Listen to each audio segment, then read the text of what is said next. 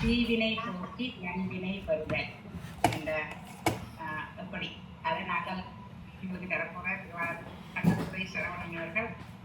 வணக்கம் சரவணன். வணக்கம் வணக்கம் வணக்கம் ஐயா. வணக்கம் வணக்கம் வணக்கம் அனைவருக்கும் வணக்கம். இந்த ஆர்வம் இந்த ஏன் தலைப்பை எடுத்ததுன்னா யார் கேட்டாலும் இப்ப இந்த கர்மா கர்மா கர்மா கர்மா கர்மா எப்படி அதை எப்படி கஷ்டப்படுறது கர்மாவால தான் வந்து விளங்கிட்டுது. அந்த அந்த கர்மா அதை எப்படி கண்டுபிடிக்கிறது, அதை எப்படி அதுக்குள்ள தப்புறது, அதுக்கு என்ன பரிகாரம் என்றதான் பாதி ஆக்கள்கிட்ட மிகப்பெரிய தேடலாக இருக்குது. அதனுடைய நிச்சயமாக அதுக்கு சப்போர்ட் பண்ண வேணும்ன்றதுக்காக இதை நாங்கள் பேசி தீர்மானித்தோம். வணக்கம் சார், நீங்க ஆரம்பிங்க. நல்லது. இன்று எடுத்துக்கொண்டிருக்கக்கூடிய தலைப்பு வினைகளை தீர்த்தல் மற்றும் வினைகளை தீர்த்து நன்மைகளை பெறுதல், எப்படி பெறுவது அப்படின்றதான் இன்றைக்கி ஒரு கொஞ்சம் தான் பார்க்க போகிறேன். ஏன்னா அது ஒரு கடல், இதை வச்சு தெரிஞ்சுக்கணும்னா பெரிய கடல், பவசாகரம்னு கூட சொல்லலாம். அது அவ்வளவு இருக்குது. ஸோ நமக்கு தெரிந்த அளவுக்கு இது கொஞ்சம் பார்ப்போம் இதில். ஸோ முதல்ல வினைகள் என்றால் என்ன அப்படின்னு பார்த்தோம்னா, வினைகள் என்றால் செயல் என்பதுதான் இதற்கு சரியான ஒரு தமிழ் சொல். செயல்கள், நம்ம என்னென்னலாம் செயல்கள் செய்கிறோமோ, இது செயல்கள் என்று சொல்வது உடம்பால் மட்டும் அல்ல, எண்ணத்தினாலும் தான். நம்ம சின்ன செயல் என்ன சிந்திக்கிறோமோ அந்த சிந்திப்பதற்கு கூட ஒரு எதிர்வினை நிச்சயமாக இங்கு கிடைக்கும். அது நன்மையானதாக இருந்தாலும் சரி, தீமையானதாக இருந்தாலும் சரி. ஸோ சிந்தனை எப்படி இருக்கிறதோ அதற்கு ஏற்பத்தான் நீங்கள் செயல்களும் இங்கு நடக்கிறது.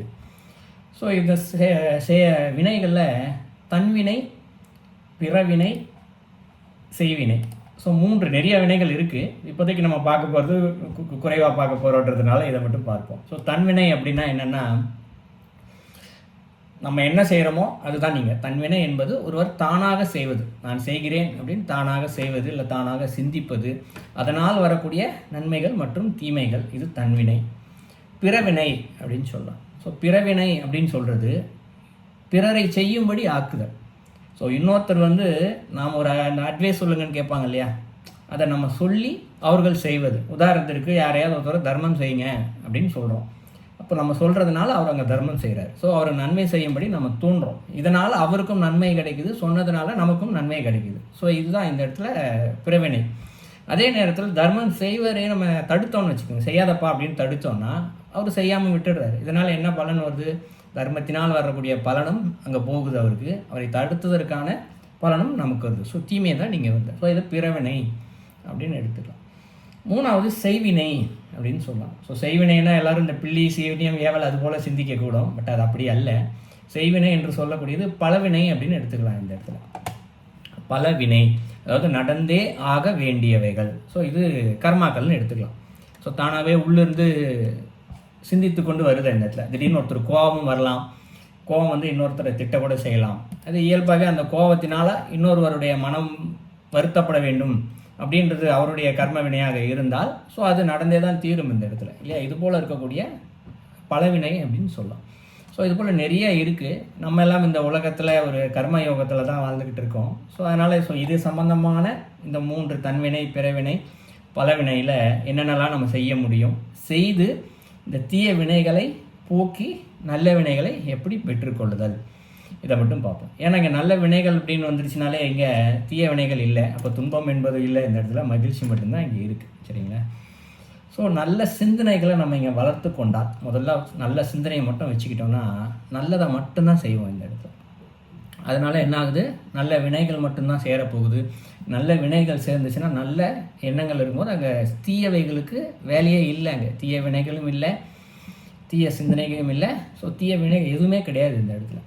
சரிங்களா. ஸோ அதனால் நல்லதை மட்டும்தான் சிந்திக்க வேண்டும் என்பது முதல் கருத்தாகவே இங்கே நம்ம சிந்திச்சுக்கிட்டு இருக்கணும் எப்பயுமே. ஸோ தீய எண்ணங்கள் ஏதாவது மனசுக்குள்ளே வந்தால் கூட சரி, ஒரு ஆசையோ அகங்காரமோ கோபமோ எந்த விதமான சிந்தனை மனசுக்குள்ளே வந்தாலும் சரி, வர ஆரம்பிக்கும் போதே நம்மளுடைய புத்தி சொல்லும், நீ கோவப்படுற, நீ ஆசைப்படுற, நீ அகங்காரத்தோடு பேசுகிற, நான் என்ற எண்ணத்தோடு பேசுகிற அப்படின்னு ஒரு புத்தி சொல்லி கொடுக்கும் இந்த இடத்துல.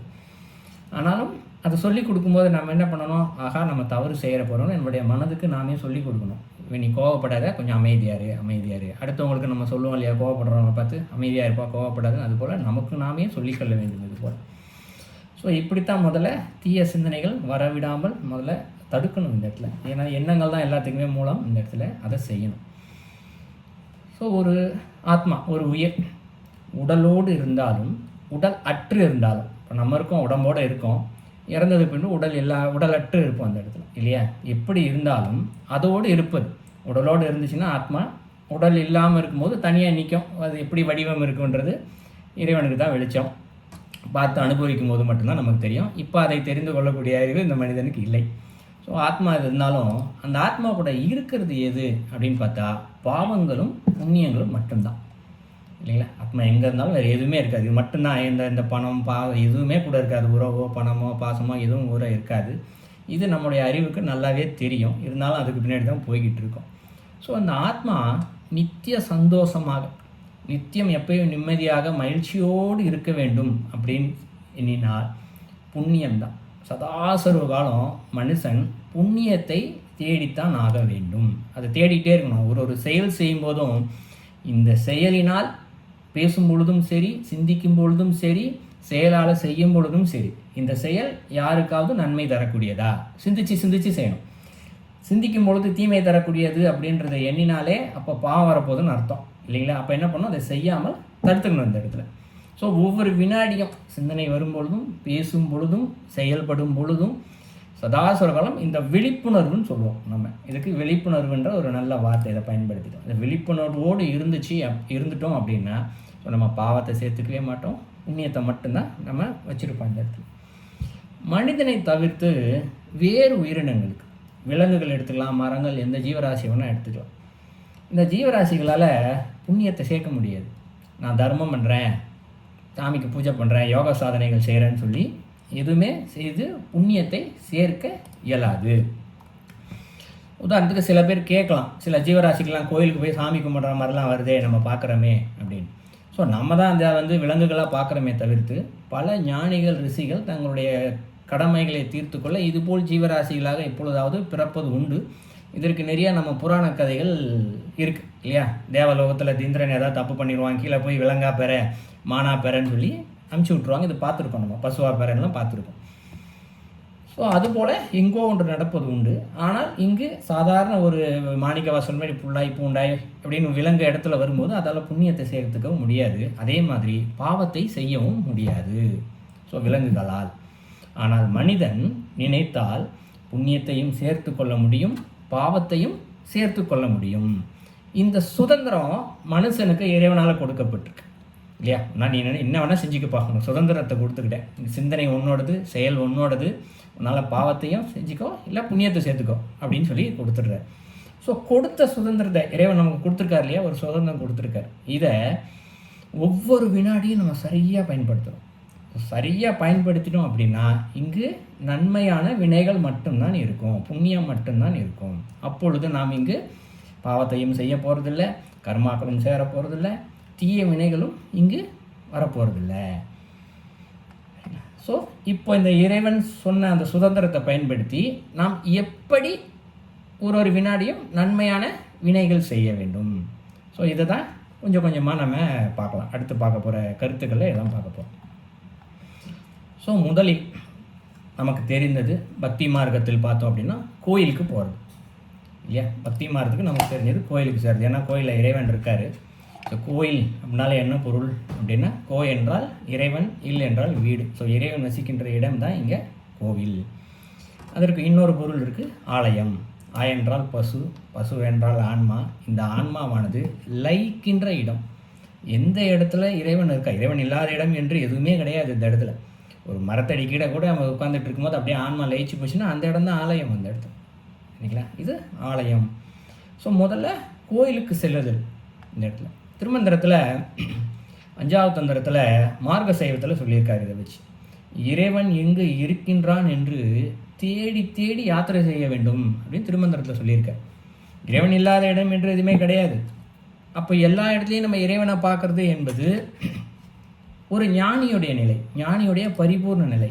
ஆனால் இப்போ அந்த ஞானியோடைய நிலையில் நம்ம இல்லை இந்த இடத்துல இல்லைங்களா? ஞானியோடைய முழுமையான நிலையில் இல்லை, சாதாரண ஒரு மனிதனாகத்தான் நீங்கள் இருக்கும்.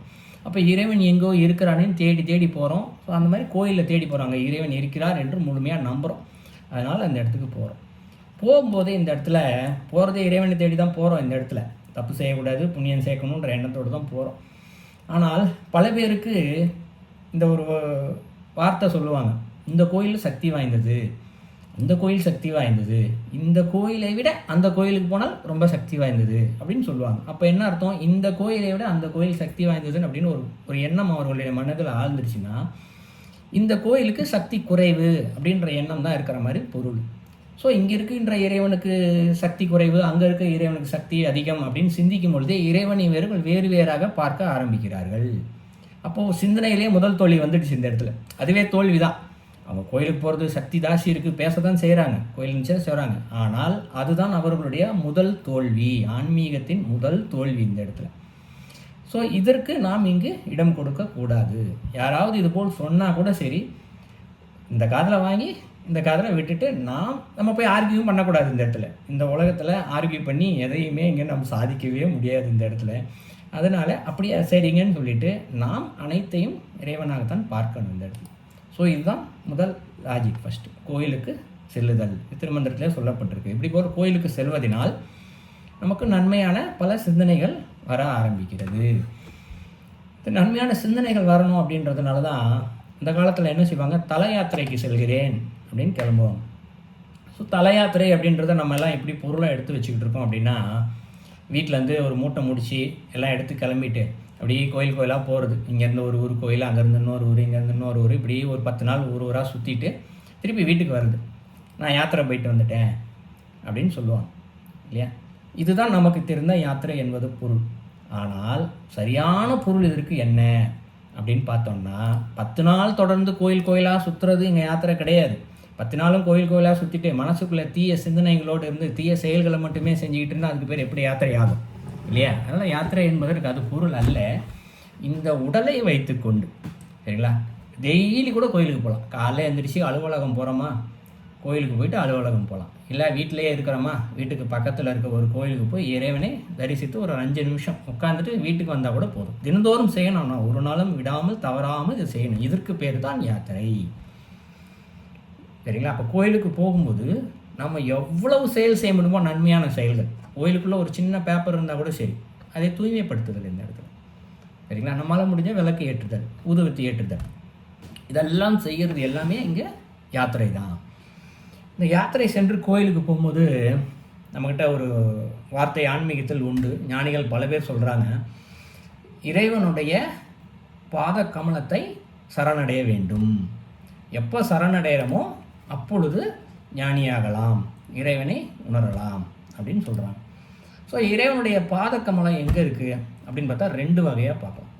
ஒன்று நம்ம சகசரதளத்தில் இருக்குது. இது எல்லாருக்கும் திருமந்திரம் படிச்சிருக்கா, எல்லாத்துக்குமே தெரியும். 1000 இதழ் தாமரையில் இறைவன் அங்கு திருவடியாக வீற்றிருக்கிறார், ஜோதி ரூபமாக வீற்றிருக்கிறார். அந்த போனோம்னா இறைவனுடைய திருவடியை தரிசிக்கலாம் என்று திருமந்திரத்தை நிறையா பாடல் சொல்லுது இந்த இடத்துல.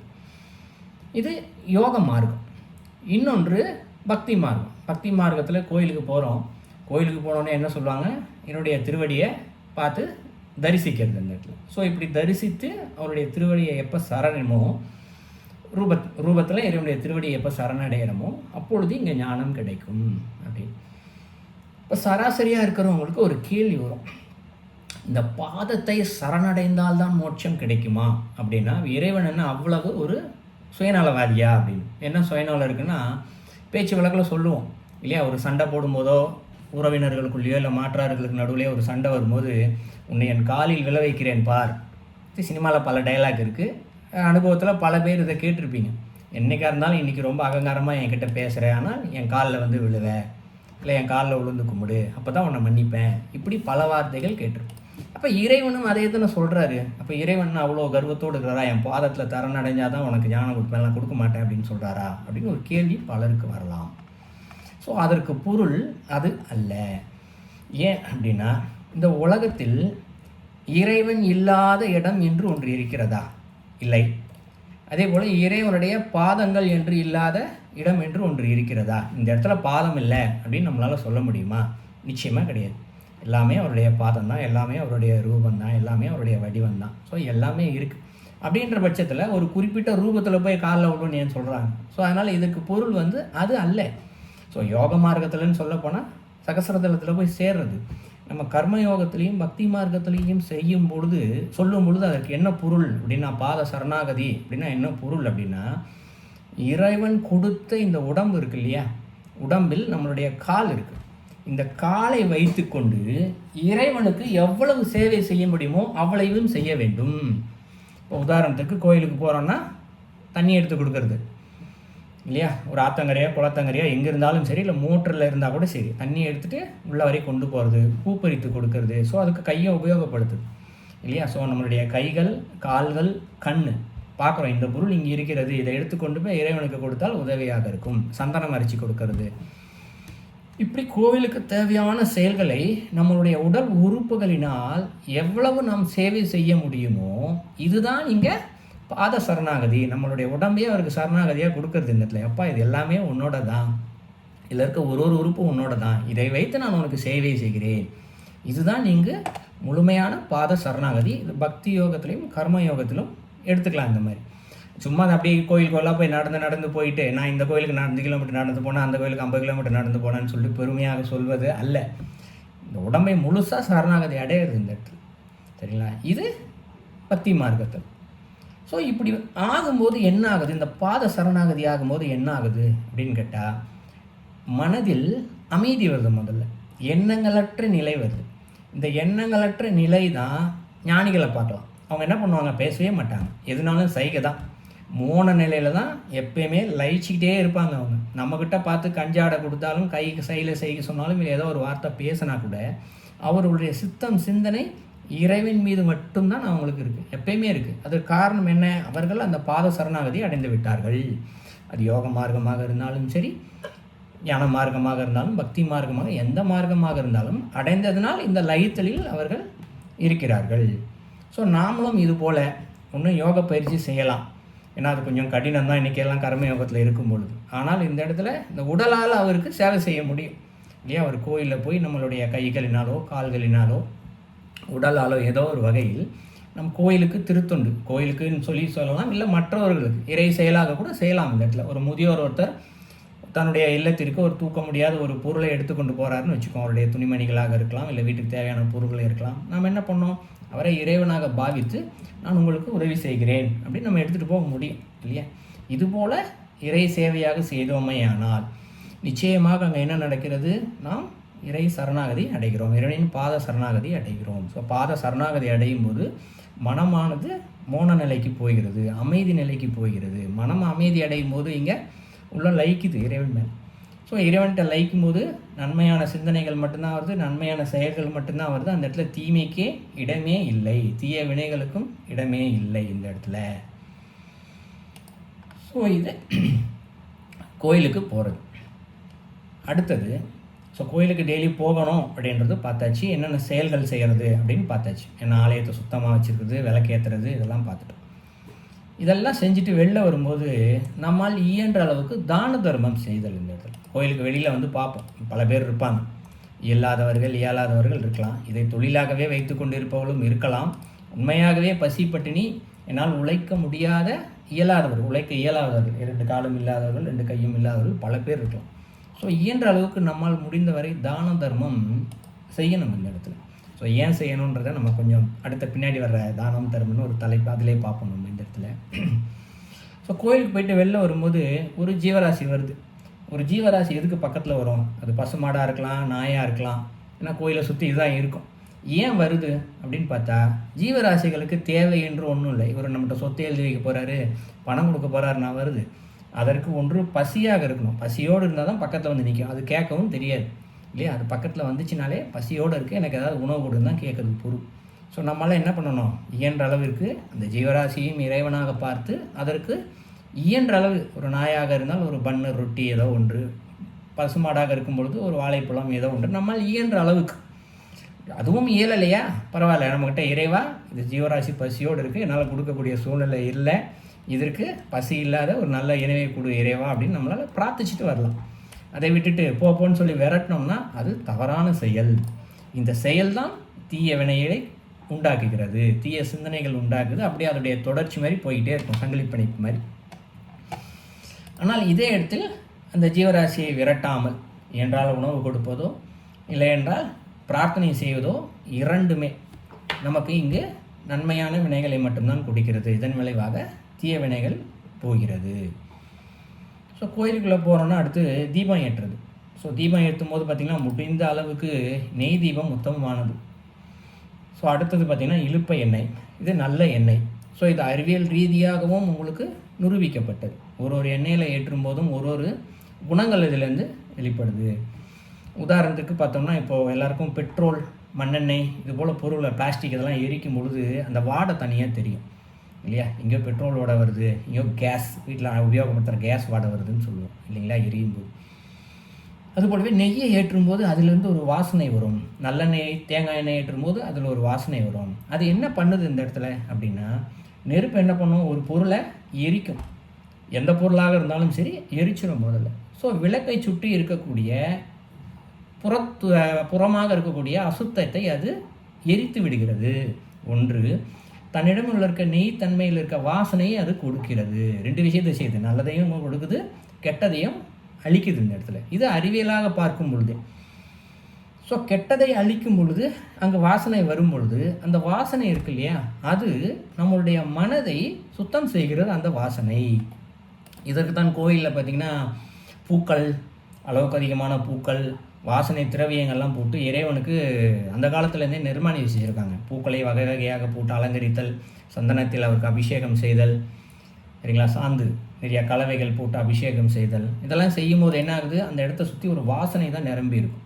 அந்த வாசனை நிரம்பி இருக்கிறதுனால தான் சாதாரணமாக நம்ம கோயிலில் போய் இருக்கும்போதும் இந்த அபிஷேக நேரத்தில் அமர்ந்து இருக்கும் போதும் நல்லா கவனிங்க. சாதாரணமாக கோயிலில் கூட்டமே இல்லை, ஒரு சிவன் கோயில் இருக்குங்க, அங்கே போய் உட்காரும் போது பாருங்கள் கூட்டமே இருக்காதுன்னு ஒரு 2 நிமிஷத்துக்கு மேலே நம்மளால் உட்கார முடியாது. அதிகபட்சம் ஒரு 3-5 நிமிஷம் சாமியை பார்த்துக்கிட்டே இருந்துட்டு கும்பிட்டுட்டு போயிடுவோம். ஆனால் அதே நேரத்தில் ஒரு பிரதோஷ காலமோ சிவராத்திரி காலமோ அபிஷேகம் நடக்கக்கூடிய காலங்களில் பாருங்கள் அவ்வளவு கூட்டம் இருக்கும், சுற்றி பேசிக்கிட்டே இருப்பாங்க, அவ்வளவு சத்தம் இருக்கும். ஆனாலும் அந்த அபிஷேக நேரத்தில் நாம் அங்கே போய் நிற்கும் பொழுது நம்ம மனசு அதிலே லயிக்கும். இன்னும் கொஞ்சம் நேரம் இருப்போம், நமக்கு ஒரு நல்ல நிற்கிறதுக்கு ஒரு இடம் கிடச்சிருச்சு, உட்காரதுக்கு ஒரு இடம் கிடச்சிச்சின்னா என்ன ஆகும், எந்திரிச்சு போகவே தோணாது. ஸோ நம் மனதை கட்டுப்படுத்தி வைக்கிறது. எது கட்டுப்படுத்துது அந்த இடத்துல, அந்த வாசனை வழியாக இறைவன் அருளை கொடுத்து நம்மை கட்டுப்படுத்தி வைக்கிறார் இந்த இடத்துல சரிங்களா. ஸோ இதுதான் தீபம் ஏற்றுதலில் இருக்கக்கூடிய மிக சிறந்த செயல் இந்த இடத்துல இல்லை. ஸோ ஆகையால் தீபத்தை நிச்சயமாக ஏற்ற வேண்டும். இதனால் அறிவியல் பூர்வமாக நன்மையானது கிடைக்கிறது. ஆன்மீக ரீதியில் நம்மளுடைய மனதையும் சுத்தப்படுத்தி லயிக்க வைக்கிறது. ஆகையால் தீபமானதை ஏற்ற வேண்டும். இதில் உத்தமமானது என்னென்னா, ஒரு தீபம் ஏற்றுறோன்னா முடிஞ்ச அளவுக்கு புதிய அகல் விளக்கில் ஏற்றுதல் சிறந்தது ஒன்று. இரண்டாவது, அப்படி எனக்கு புதிய விளக்கு கிடைக்கவில்லை என்றால் அந்த பழைய விளக்கையே சுத்தம் செய்தாது ஏற்ற வேண்டும். ஸோ இதுதான் இங்கே சிரத்தை என்று பொருள் இருக்குது. இந்த சிரத்தை தான் என்ன பண்ணுது, நம்மளை மேலும் மேலும் நல்ல சிந்தனைகளை கொடுக்க வைக்கிறது. சிரத்தை இல்லாமல் அவ்வளோ தூரம் போய் இன்னொரு விளக்கு வாங்கணுமா, இதை போய் கழுவணுமான்னு ஒரு சோம்பல் எண்ணம் வந்துச்சுன்னா இந்த சோம்பல் எண்ணம் கூட தீய சிந்தனைகள் வர வைக்கும். ஸோ ஆகையால் சோம்பல்ன்ற எண்ணம் கூட இங்கே இருக்கக்கூடாது என்ற காரணத்தினால்தான் இதுபோல் நமக்கு வரைமுறைகளை நிர்மாணித்து வச்சாங்க, புதிய விளக்கில் ஏற்ற வேண்டும். ஆனால் இப்போ யாரும் இதை ஃபாலோ பண்ணுறது இல்லை. பட் இருந்தாலும் இதுதான் அங்கே உண்மையானது. இயன்ற வரைக்கும் நாம் செய்ய முயற்சிப்போம். இப்படி செய்ய முயற்சிக்கும் போது அங்கே சிரத்தை என்ற ஒன்று உள்ளிருந்து வருகிறது. நாம் ஏற்றுகின்ற தீபத்தை இறைவன் இங்கு பார்ப்பதில்லை சரிங்களா. நாம் தொழுக்கின்ற பூக்களை இறைவன் இங்கு பார்ப்பதில்லை, அபிஷேக ஆராதனை பொருட்களை பார்ப்பதில்லை, நைவேத்தியங்கள் நெய்யில் செய்து ரகரகமாக செஞ்சு போனால் கூட இறைவன் அதெல்லாம் பார்க்கறது இல்லை. அவர் நாம் செய்யும் பொழுது என்ன மனதோடு இருக்கிறோம் இதைத்தான் அவர் பார்க்குறார். தீபம் ஏற்றும் போது என்ன மனதோடு இருக்கிறோம், அந்த எண்ணத்தில் இருக்கக்கூடிய சிரத்தையை மட்டும்தான் இறைவன் பார்த்து நமக்கு அருளை வாரி வழங்குகிறார். அதனால் இந்த கோயிலுக்கு போகும்பொழுது இயன்ற அளவுக்கு நாம் சிரத்தையோடு இறை சிந்தனையோடு மட்டும் இதை செய்தோமே ஆனால் நிச்சயமாக இங்கு தீய வினைகள் இருக்காது, நன்மையான எண்ணங்கள் மட்டுமே வரும், அங்கே நல்வினைகள் மட்டுமே இங்கு இருக்கும். ஸோ நல்வினைகள் தான், நல்லது மட்டும்தான் தொடர்ந்து நடக்கும். ஸோ இது ஒன்று. அடுத்தது மௌனம். மௌனம் என்று சொல்லப்படுறது ரொம்ப ரொம்ப முக்கியமானது. ஒரு கோயிலுக்குள்ளே போகிறோம் அப்படின்னா இயன்ற அளவுக்கு பேசாமல் இறை நாமத்தை மட்டும்தான் சொல்லணும். அங்கே போய் யாரையாவது ஒருத்தவங்க தெரிஞ்சவங்க பார்த்தாங்கன்னா அப்போ தான் ஊர் கதை வரவு கதை இதெல்லாம் வச்சு பேச ஆரம்பிக்கக்கூடாது முடிஞ்ச அளவுக்கு. இப்படி பேசிக்கிட்டே இருந்தோன்னா என்ன ஆகும்னா என்ன நெரிசல் உருவாகும் இந்த இடத்துல. அதுதான் முக்கியமான. ஏன்னா கோயிலில் போகிறதே லைக்கிறது தான் அந்த இடத்துல. அங்கே போய் உட்காந்து பேசிக்கிட்டே இருக்கிறது.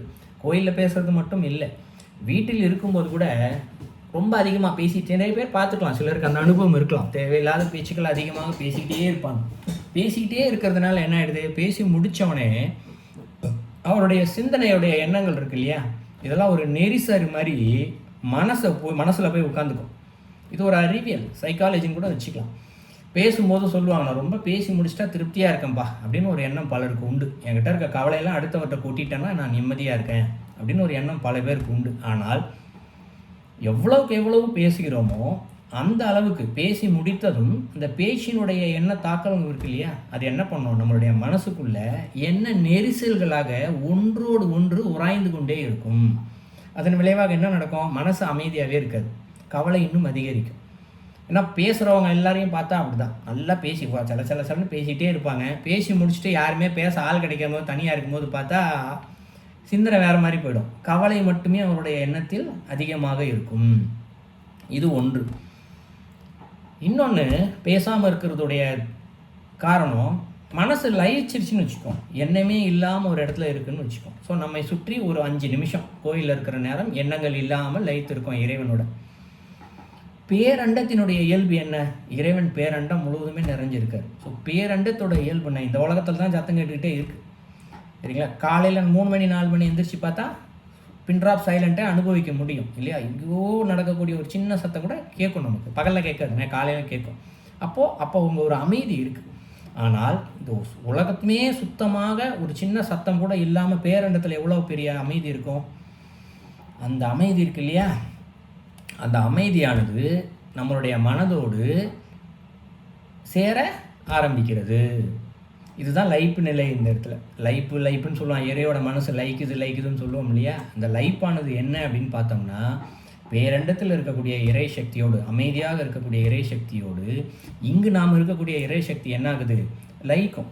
உதாரணத்திற்கு ஒரு 2 காந்தகம் இருக்குது, தூரம் வச்சுருக்கும் போது அது ஒன்றும் சேராது, தனித்தனியாக இருக்கும். ஆனால் அதை கொஞ்சம் நம்ம அருகில் கொண்டு போனால் போதும், அதுவே என்ன பண்ணும், தானாக இழுத்துக்கும் உள்ள இல்லையா. நம்ம கையை பிடிச்சி நம்ம கையை சேர்த்து இழுக்கும் அந்த இடத்துல இல்லையா. அதுபோல் இந்த மௌனம் என்பது, பேரண்டம் இருக்கக்கூடிய ஒரு மௌனம் மேக்னெட்டிக் மாதிரி இழுத்து, யாரெல்லாம் மௌனமாக இருக்காங்களோ அவங்களெல்லாம் இழுத்து அது எவ்வளவு அமைதி நிலையில் லைப்பு நிலையில் இருக்கிறதோ அது போலவே நம்மையும் லைட்டு நிலையில் வைக்கிறது.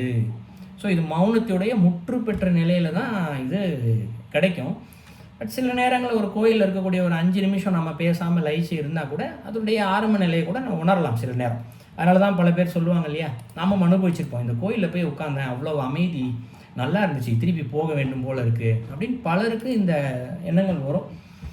இந்த லைக்கணுன்றதுக்காக தான் என்ன சொன்னாங்க பெரியவங்க, கோயிலுக்கு போனால் தியானம் செய்யுங்க அப்படின்வாங்க. வீட்டில் தியானம் செய்கிறது தினந்தோறும் செய்கிறது இருக்கட்டும், ஆனால் கோயிலுக்கு போனால் இன்றைக்கும் பார்க்கலாம் பல பேர் கண்ண முடிய உட்காந்துக்குவாங்க இல்லையா. காலங்காலமாக நடக்குது. ஏன் வீட்டில் செய்கிறத விட கோயிலில் செஞ்சால் மனசு லைக்குதுன்னா காரணமாக தான், அங்கே போனோன்னா இறை சக்தி இருக்குது, மனசு இயற்கையாகவே லைக் ஆரம்பிச்சிடும் இந்த இடத்துல. ஸோ இதனால் தியானம் செய்யாது. ஸோ அதனால் முடிஞ்ச அளவுக்கு நம்மளால் ஒரு வாரத்தில் ஒரு நாள் இல்லை மாதத்தில் ஒரு நாளாவது மௌன விரதம் இருக்கலாம். ஸோ மௌன விரதம் என்பது ஒரு பயிற்சி முறை தான். வீட்டில் இருக்கும்போதே பேசாமல் இருத்தல், அமைதியாக இருக்கிறது, முயன்ற அளவுக்கு சரிங்களா. பேசாமல் இருந்துட்டோம் அப்படின்னா என்ன ஆகுது, இந்த இடத்துல ஒரு மௌன நிலை கிடைக்கிது. இந்த பயிற்சி முறை கோயிலில் போய் உட்காரும்போது இன்னும் அளவுக்கு அதிகமான மௌன நிலைக்கு போகும். இன்றைக்கி ஒரு வினாடி இருக்கக்கூடிய மௌன நிலை 5 வினாடி ஆகலாம், 10 வினாடி ஆகலாம், 1 நிமிஷம் ஆகலாம். இது தொடர்ந்து இந்த மௌனத்தில் இருந்துக்கிட்டே இருந்து அந்த சாதனை செஞ்சு லயிச்சோம் அப்படின்னா என்னென்னலாம் வரும். சாதாரண இந்த உலகியல் வாழ்க்கைக்கு சுய கட்டுப்பாடு வரும், ஒழுக்கம் வரும், சாந்தம் கிடைக்கும் சரிங்களா. அடுத்து யாராவது ஏதாவது தவறு செய்திருந்தா கூட பரவாயில்ல, இப்போது மன்னிக்கின்ற அந்த குணம் வரும், சமயோதித புத்தி வரும். ஸோ இப்படி பல உயர்ந்த பண்புகள் நிறைய கிடைச்சிக்கிட்டே இருக்கும். ஸோ நல்ல பண்புகள் என்ன கொடுக்கும், நல்ல சிந்தனைகளை கொடுக்கும். நல்ல சிந்தனை எதை கொடுக்கும், நல்ல வினைகளை கொடுக்கும். நல்ல வினைகளை செய்வோம். ஸோ நல்ல வினைகளை செய்து நல்ல வினைகளை மட்டுமே சிந்தித்து நல்ல வினைகளை மட்டுமே செய்தே அமையானால் அங்கு நன்மையான வினைகள் மட்டும்தான் இருக்கும், தீய வினைகளே இருக்காது. அப்படியே இருந்தாலும் அது அழிந்துவிடும், இறையருளால் நிச்சயமாக அழிந்துவிடும். ஸோ மௌனம் என்பதற்கு இவ்வளவு பெரிய உள்ள விஷயம் இருக்குது. மேற்கொண்டு நிறைய இருக்குது, நம்ம சுருக்கமாக பார்த்துருக்கோம் நம்ம இந்த இடத்துல. அடுத்தது ஒழுக்கம், முக்கியமானது. ஏன்னா வாழ்க்கைக்கு அச்சாணியே ஒழுக்கம் தான். பெரியவங்க எல்லாருமே சின்ன பசங்களுக்கு சொல்லி கொடுக்குறது என்ன? ஒழுக்கமோடு இருங்கள், இல்லையா? ஒழுக்கம் தான் இருந்தாலும். நல்ல பையனை திருமணம்னா கூட பையன் ஒழுக்கமானவனா நல்ல பையனமா இதுதான் நம்ம கேட்போம். அப்போ ஒழுக்கம் என்றால் என்ன? பொய் சொல்லாமல் இருப்பதா, தவறு செய்யாமல் இருப்பதா, இல்லை கோபம் இல்லாமல் இருப்பதா, தீய எண்ணங்கள் இல்லாமல் இருப்பதா, அப்படின்னு நிறைய இருக்கும். இந்த மாதிரி நம்ம சொல்லிக்கிட்டே போகலாம், இது இல்லாமல் இருக்கிறதா அப்படின்னு.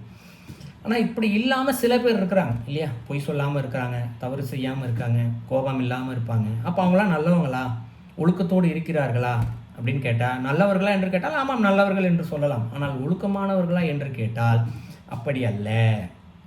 இல்லை, ஒருத்தர் குடிக்காமல் இருக்கிறாரு, குடிகாரம்பான்னு சொல்லுவாங்க. அப்போ குடிக்காமல் ஒருத்தர் இருக்காருன்னா அப்போ அவர் நல்லவரா, ஒழுக்கமானவரா அப்படின்னு கேட்டால் நம்ம என்ன சொல்லுவோம்?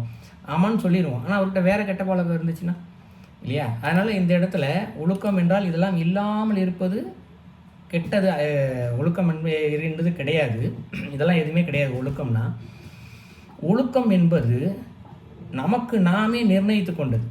எது அப்படின்னு பார்த்தா, சரியானதை சரியான நேரத்தில் செய்வது, சரியான நேரத்தில் சரியானதை பேசுவது, இதுதான் ஒழுக்கம். இந்த இடத்துல ஒழுக்கம் என்ற வார்த்தைக்கு ஒழுகி வருதல் அப்படின்னு தான் பொருள். ஒழுகி வருதல் அதாவது தடையற்ற ஓட்டம். இன்னும் தூய்மையான தமிழில் சொல்ல போனால் தடையற்ற ஓட்டம் அப்படின்னு பொருள். ஸோ பிறருக்கு துன்பமளிக்காமல் வாழ்தல், அது ஒழுக்கம். நம்ம செய்கிற ஒரு செயல் இருக்கு இல்லையா, இந்த செயலில் யாருக்காவது துன்பம் வருமா? நம்ம ஆரம்பத்திலே சொன்னோம் இல்லையா, ஒரு வினாடியும் சிந்திக்கணும்னு. அதுபோல் நம்ம செய்கிற இந்த செயலில் யாருக்காவது துன்பம் வருதா, வரலையா, யாருக்காவது நம்ம சொல்கிற வார்த்தை நமக்கு பாதிக்குதா, செயலில் பாதிக்குதா, யோசித்து பரவாயில்ல, யாருக்கும் எந்த துன்பமும் இல்லை அப்படின்னு இருந்தாலே அதுவே ஒழுக்கம் தான் இந்த இடத்துல. ஸோ தீய சிந்தனைகள், தீய எண்ணங்கள், செயல்கள், பேச்சு எதுவுமே இல்லாமல் இருப்பதே இந்த இடத்துல ஒழுக்கம். இந்த ஒழுக்கம் தான் ஆன்மீக பாதையில் செல்பவர்களுக்கு ஒரு மிகப்பெரிய அச்சாணி இந்த இடத்துல. ஸோ இந்த ஒழுக்கம் மனசளவுலேயும் இருக்குது, வாக்களவுலேயும் இருக்குது, செயல் அளவுலேயும் இருக்குது இந்த ஒழுக்கம். ஸோ மனசளவில் எப்படி இருக்குது அப்படின்னு பார்த்தா, திருமந்திரம் ரொம்ப தெளிவாக சொல்லுது, மனம் அது செம்மையானால் மந்திரங்கள் ஜெபிக்க வேண்டாம். ஸோ மந்திரமே தேவையில்லைன்ட்டார். மனசு மட்டும் செம்மையாச்சுன்னா போதும், மந்திரமே ஜெபிக்க வேணாம், எந்த யோக பயிற்சிகள் எதுவுமே வேணாம். மனம் தானாகவே என்ன ஆகிடும், இறைவனை தேட ஆரம்பிச்சிடும், எங்கே இருக்கார் இறைவன் சொல்லி. ஸோ இதுக்கு என்ன செய்ய வேணும்? மனசில் தானாகவே சிந்தனை தோணும். இந்த இடத்துல மனசு லயிச்சிருச்சுன்னா, மனசு சுத்தமாக ஆயிடுச்சுனாலே அப்போ அது நல்லதை தேடியே போக ஆரம்பிச்சிடும். தானாகவே இறைவன் எங்கே இருக்கார், கோயிலுக்கு போகணும்னு தானாகவே சொல்ல ஆரம்பிச்சிடும். இன்றைக்கி பாருங்கள், பல பேருக்கு கோயிலுக்கு வாங்க அப்படின்னா, இல்லை நான் சினிமாவுக்கு போகிறேன், வேலை இருக்குது. என்ன காரணம் அந்த இடத்துல? ஸோ மனம் அந்த இடத்துல சிந்திக்கலை, இறைவனை பற்றி சிந்தனை இல்லை, மனம் செம்மை ஆகலை அந்த இடத்துல.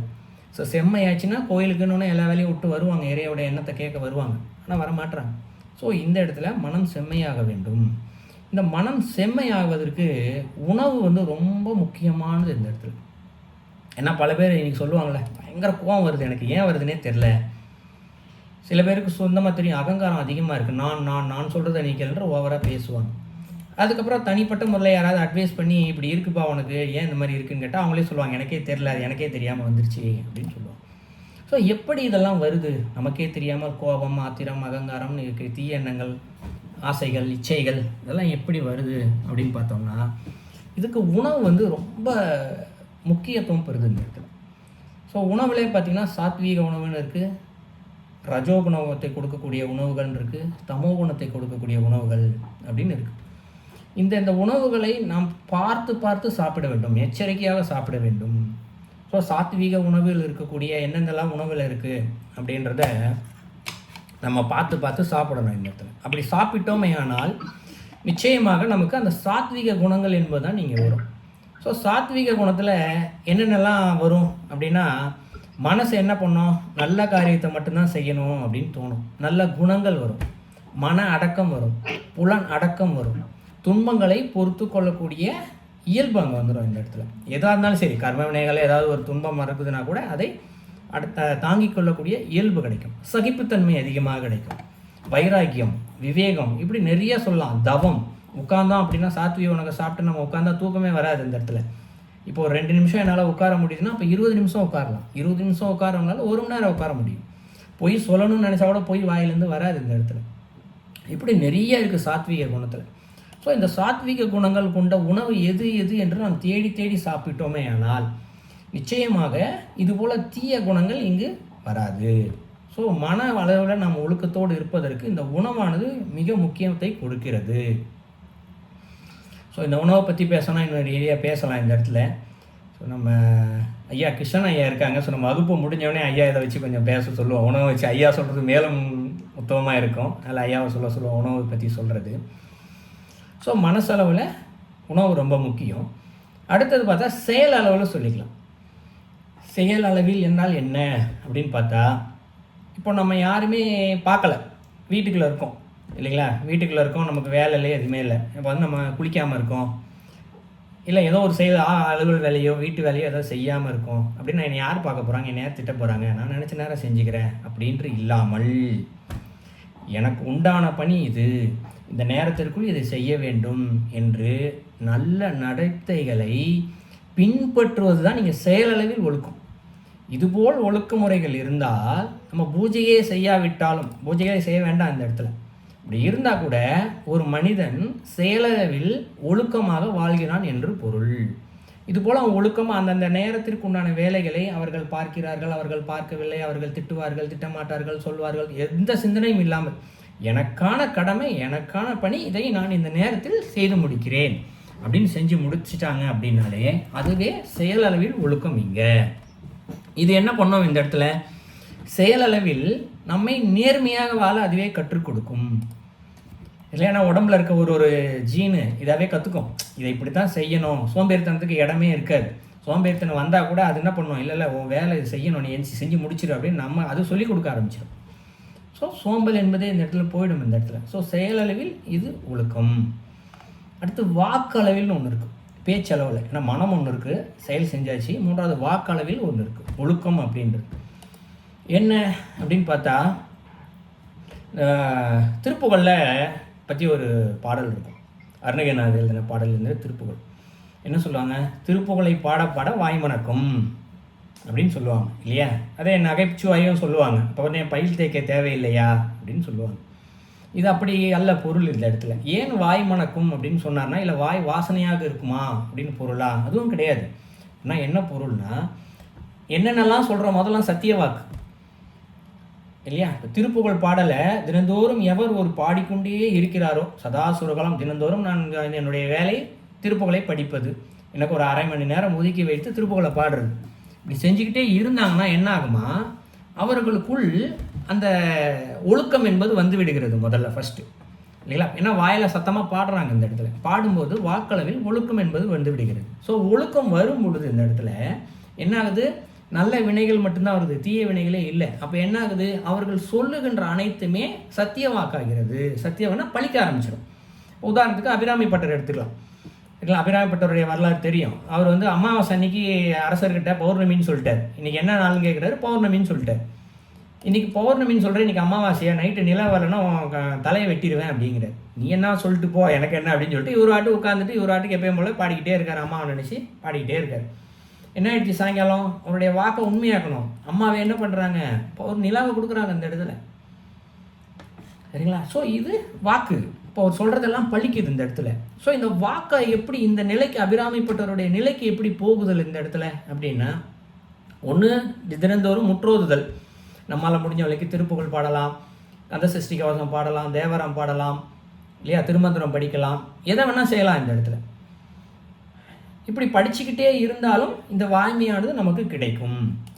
இன்னொன்று இருக்கிறது, நாம் என்ன சொல்கிறோமோ அதை நிச்சயமாக செயல்படுத்துதல். யாருக்காவது நம்ம ஏதாவது சொல்கிறோம், இதை உனக்கு கொடுக்குறேன், இல்லை இதை செய்து கொடுக்குறேன் அப்படின்னு சொல்லிட்டோம் அப்படின்னா நம்மளுடைய வாக்கிலிருந்து வார்த்தையை வந்துவிட்டால் நிச்சயமாக அதை நாம் செயல்படுத்தியே ஆக வேண்டும். இதுதான் வாக்களவில். உதாரணத்துக்கு மகாபாரதத்தில் தர்மன் கிட்ட போய் ஒருத்தர் பொருள் கேட்பார், சரிங்களா? உடனே என்ன பண்ணுவார், நாளைக்கு வாங்க அப்படின்னு தர்மன் சொல்லிடுவார். உடனே பீமன் என்ன பண்ணுவான், நாளைக்கு வரைக்கும் என் அண்ணன் மரணத்தை வென்று விட்டார் அப்படின்னு மகிழ்ச்சியில் குதிப்பார். உடனே தர்மர் அவருக்கு இதை எடுத்து கொடுத்துருவார், தன்னுடைய ஏதோ ஒரு பொருளை எடுத்து கொடுத்துருவார், தானம் செஞ்சு கொடுத்துருவார். அதே கர்ணன் கிட்ட கேட்கும்போது என்ன பண்ணுவார், தன்னுடைய இடது கையில் எடுத்து டக்குன்னு கொடுத்துருவார். அவர் ஏதோ கையில் ஒரு தங்க கிண்ணத்தில் ஏதோ ஒரு பொருள் வச்சுருப்பார், உடனே இடது கிண்ணத்தை அந்த கிண்ணத்தோடு அப்படியே கொடுத்துருவார். இப்போ கேட்பாங்க, என்ன கண்ணா நீ தானம் கொடுக்குற இடது கையில் போய் கொடுக்குறியே நீ அப்படின்னு. அவர்னு சொல்லுவார், இல்லை நான் கொடுக்கணும்னு முடிவு பண்ணிட்டேன், கொடுக்கணும்னு முடிவு பண்ணி இடது கையில் இருக்கக்கூடிய அந்த கிண்ணமானது வலது கைக்குள்ளே வர்றதுக்குள்ளே என் மனசு எதுக்கு இதெல்லாம் இவர் கொடுக்குற அப்படின்னு சொல்லிடுச்சுன்னா, சப்போஸ் நான் கொடுக்காம போயிட்டேன்னா இல்லையா, முதல்ல கொடுக்கணும்னு எண்ணம் சொல்லிடுச்சு, என்னுடைய தீய எண்ணம் ஏதாவது ஒன்று வலிமை எங்காச்சும் கொடுக்காம போயிட்டா நான் கொடுக்காம போயிடுவேனே, அதனால நான் இப்போவே கொடுக்குறேன், உடனே கொடுத்துட்றேன் அப்படின்னு சொல்லிட்டு கொடுத்துருவார் இல்லையா. இது போல் பல கதைகள் நமக்கு இருக்குது. நம்ம என்ன சிந்திக்கிறோமோ அதை உடனே செய்தே ஆக வேண்டும். யாருக்காவது உதவி செய்வதாக இருந்தாலும் சரி, வேலை செய்து கொடுப்பதாக இருந்தாலும் சரி, நம்மளுடைய சிந்தனை நம்ம சொல்லிட்டோமே அதை எப்படி செஞ்சு முடிக்கிறதுன்னு செஞ்சு முடிக்கிற வரைக்கும் நம்ம சிந்தனை அதில் தான் இருக்கணும்.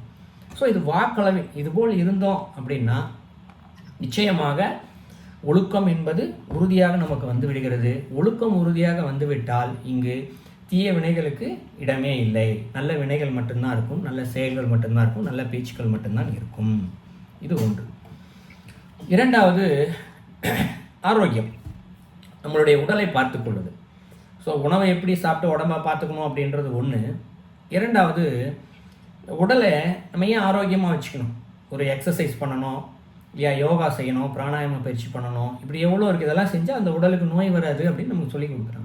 ஏன் இதெல்லாம் செய்து நம்ம உடம்பை ஆரோக்கியமாக வைத்துக்கொள்ள வேண்டும் அப்படின்னு சிந்திச்சோம்னா, இந்த உடலுடைய மதிப்பை யாராலையும் சொல்ல முடியாது இல்லையா. ஒருத்தருக்கு கை இல்லை அப்படின்னா அந்த கையை திருப்பி ஒரு மனுஷனால் உருவாக்கி கொடுக்க முடியுமா? அப்படியே ஒரு இரும்பால் ஏதோ ஒன்று செஞ்சு வெளிநாட்டிலாம் நீ கிடைக்கிது பல உபகரணங்கள், அதெல்லாம் போட்டால் கூட இயற்கையாக இருக்கக்கூடிய கைக்கு ஈடு இணை ஆகுமா? இயற்கையாக இருக்கக்கூடிய கண்ணிற்கு ஈடு இணை ஆகுமா? எதுவுமே வராது. ஸோ இதற்கு மதிப்பே கிடையாது. ஸோ இவ்வளோ மேன்மையான ஒரு பொருளை இறைவன் நமக்கு கொடுத்துருக்காரு, பத்திரமா வச்சுக்கோங்க, இதை வச்சு உன்னுடைய வினைகளை ஆசைகளை தீர்த்துட்டு வா அப்படின்னு சொல்லிட்டு. இந்த பொருளை நம்ம வீணடிச்சிட்டோம்னு வச்சுக்குவோம். டெய்லி தேவையில்லாத சாப்பிட்டு நல்லா தூங்கி சாப்பிட்டு எக்ஸசைஸ் பண்ணாமல், எதுவுமே பண்ணாமல், தானம் பண்ணாமல், தர்மம் பண்ணாமல், பூஜை பண்ணாமல் இந்த உடம்பை வீணடிச்சிட்டா உடம்புக்கு நோய் வருது இல்லையா. அப்போ இறைவன் என்ன பண்ணுவார், ஒரு குழந்தைகிட்ட ஒரு பொம்மை கொடுக்குறோம், அந்த குழந்தைய பொம்மை உடச்சிருச்சு, இன்னொருக்க பொம்மை வாங்கி கொடுத்தா என்ன சொல்லுவோம், பத்திரமா வச்சுட்டு உடச்சிட்டு அதை வாங்கி தர மாட்டேன்னு சொல்லுவோம் இல்லையா. ரொம்ப அழுதுச்சுன்னா திருப்பி வாங்கி கொடுக்குறோம், உடஞ்சிச்சு வாங்கி கொடுக்குமா, கண்டிப்பாக வாங்கி கொடுக்க மாட்டோம் இல்லையா. அந்த மாதிரி இறைவன் நம்மக்கிட்ட கொடுத்துருக்க ஒரு பொருளை நம்ம பத்திரமா வச்சுக்கணும். இந்த உடம்பு நம்மளோடது இல்லை, அவரோடது இல்லையா. ஆனால் நம்ம ஏன் உடம்பு நம்ம சொல்லிக்கிட்டு இருக்கோம் இந்த இடத்துல, என் கை, என் கண்ணு, என் மூக்கு, என் வாய் நம்ம சொல்லிக்கிறோம். இது எதுவுமே நம்மளோடது இல்லை, இறைவனோடது. நம்மக்கிட்ட சும்மா கொடுத்து வச்சிருக்காரு. நேரங்காலம் வந்தோடனே அது அதுவோ போயிடும், நம்மளுடைய ஆயுள் காலம் முடிஞ்சோடனே அது போயிடும். அந்த இடத்த விட்டு திருப்பி பஞ்சபூதத்தோடு போய் இந்த உடம்பு கலந்துரும், இறைவன்கிட்ட போய் சேர்ந்துடும். ஸோ அதனால் நம்ம உடம்பை ரொம்ப ஆரோக்கியமாக வச்சுக்கணும். ஏன் வச்சுக்கணும், உடலுக்குள் இறைவன் வீற்றிருக்கிறார் இந்த உடம்புக்குள்ளே. திருமந்திரத்தில் ஒரு பாடலே இருக்குது, இறைவன் இந்த உடம்பை நான் சாதாரணமாக நினச்சேன், ஆனால் அந்த உடலுக்குள்ளே உத்தமனாக இருக்கக்கூடிய இறைவன் கோயில் கொண்டான் என்று எண்ணினேன். திருமந்திரத்தில் ஒரு பாடல் இருக்குது.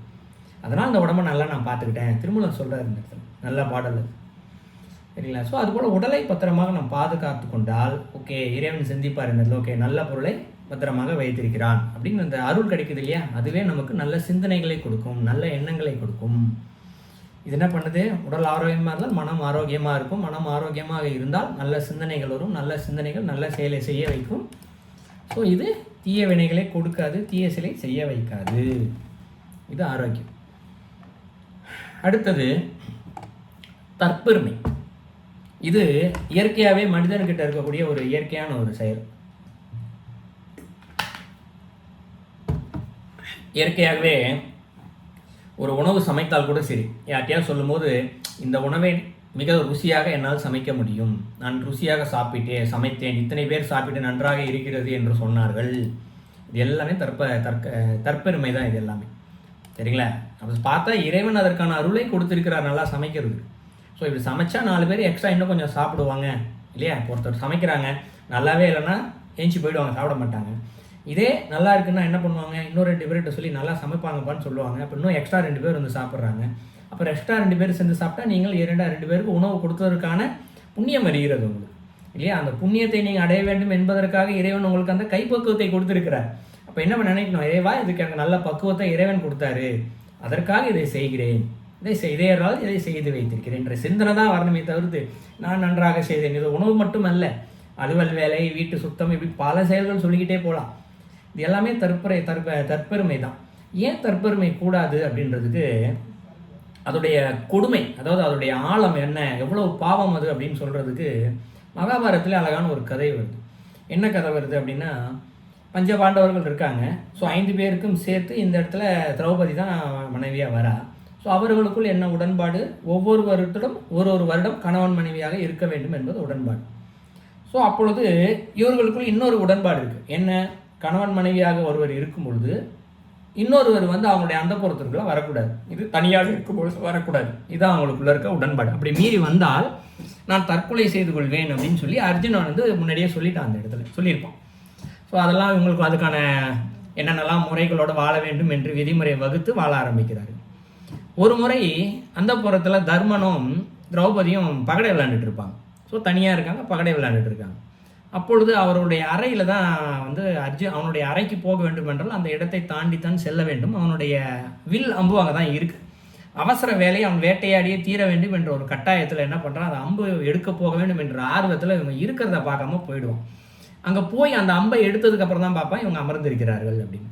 உடனே சொல்லுவான், நான் வாக்கு கொடுத்திருக்கிறேன், நான் சொன்னதை செய்தே ஆக வேண்டும், ஆகையால் நான் தற்கொலை செய்து கொள்ளப் போகிறேன் அப்படின்னு நின்றுடுவான்.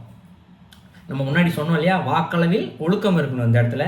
ஸோ மகாபாரதத்தில் எல்லாருமே வாக்களவில் ஒழுக்கத்தோடு தான் வாழ்ந்தார்கள் இந்த இடத்துல, இல்லைங்களா?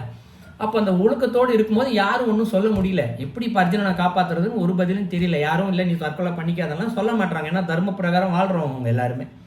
அப்போ இதுக்கு வழி கிருஷ்ணர் தான் இதுக்கு ஒரே வழின்னு சொல்லி கிருஷ்ணரை கூப்பிட்றாங்க. கிருஷ்ணர் வராரு. ஸோ இதுதான் பிரச்சனையாக அவங்களுக்கு. சரி ஓகே அர்ஜுனா நீ தற்கொலை பண்ணிக்கோ அப்படின்றாரு. முதல்ல எல்லாரும் திருத்தன்னு முழிக்கிறாங்க. ஆனால் தற்கொலை பண்ணிக்கிறதுக்கு முன்னாடி நான் கேட்குற கேள்விக்கு பதில் சொல்லிட்டு போ அப்படிங்கிறார். வரான் அர்ஜுனன், உன்னை பற்றி கொஞ்சம் சொல்லு அப்படிங்கிறார். உன்னை பற்றி கொஞ்சம் நீ சொல்லு அப்படின்றார். அவன் என்ன சொல்கிறான், நான் பாண்டு வம்சத்தின் வாரிசு, குரு வம்சத்தில் இருக்கிறேன், இந்த நாட்டிலுடைய அனைத்து செல்வங்களுக்கும் நானே அதிபதி, நானே அரசன், வில்லிற்கு நானே விஜயன், என்னை போல் யாரும் வில்ல அப்படி விட முடியாது அப்படின்னு தன்னை பற்றி சொல்கிறான். உடனே கிருஷ்ணன் சொல்கிறார், ஓகே அவன் தற்கொலை செஞ்சுக்கிட்டான், முடிஞ்சு போச்சு, எல்லாம் கிளம்புங்க அப்படிங்கிறார்.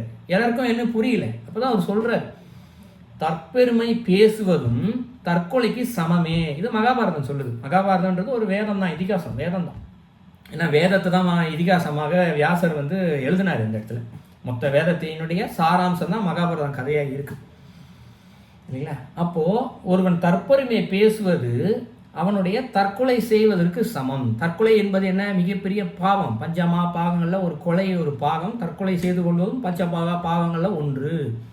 ஒருவன் நான் இதை செய்தேன் என்று பெருமையாக சொல்லிக் கொள்வதும் இங்கு தற்கொலை செய்வதற்குண்டான பாவத்தை கொடுக்கிறது.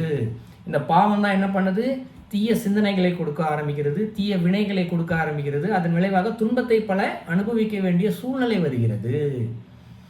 ஆகவே பாருங்க, தற்பெருமைன்னு சாதாரணமாக சொல்லிடுறோம், ஆனால் இது எவ்வளவு பெரிய, அதோடைய ஆழம் இவ்வளோ ஆழமாக இருக்குது தற்பெருமைக்காகவே.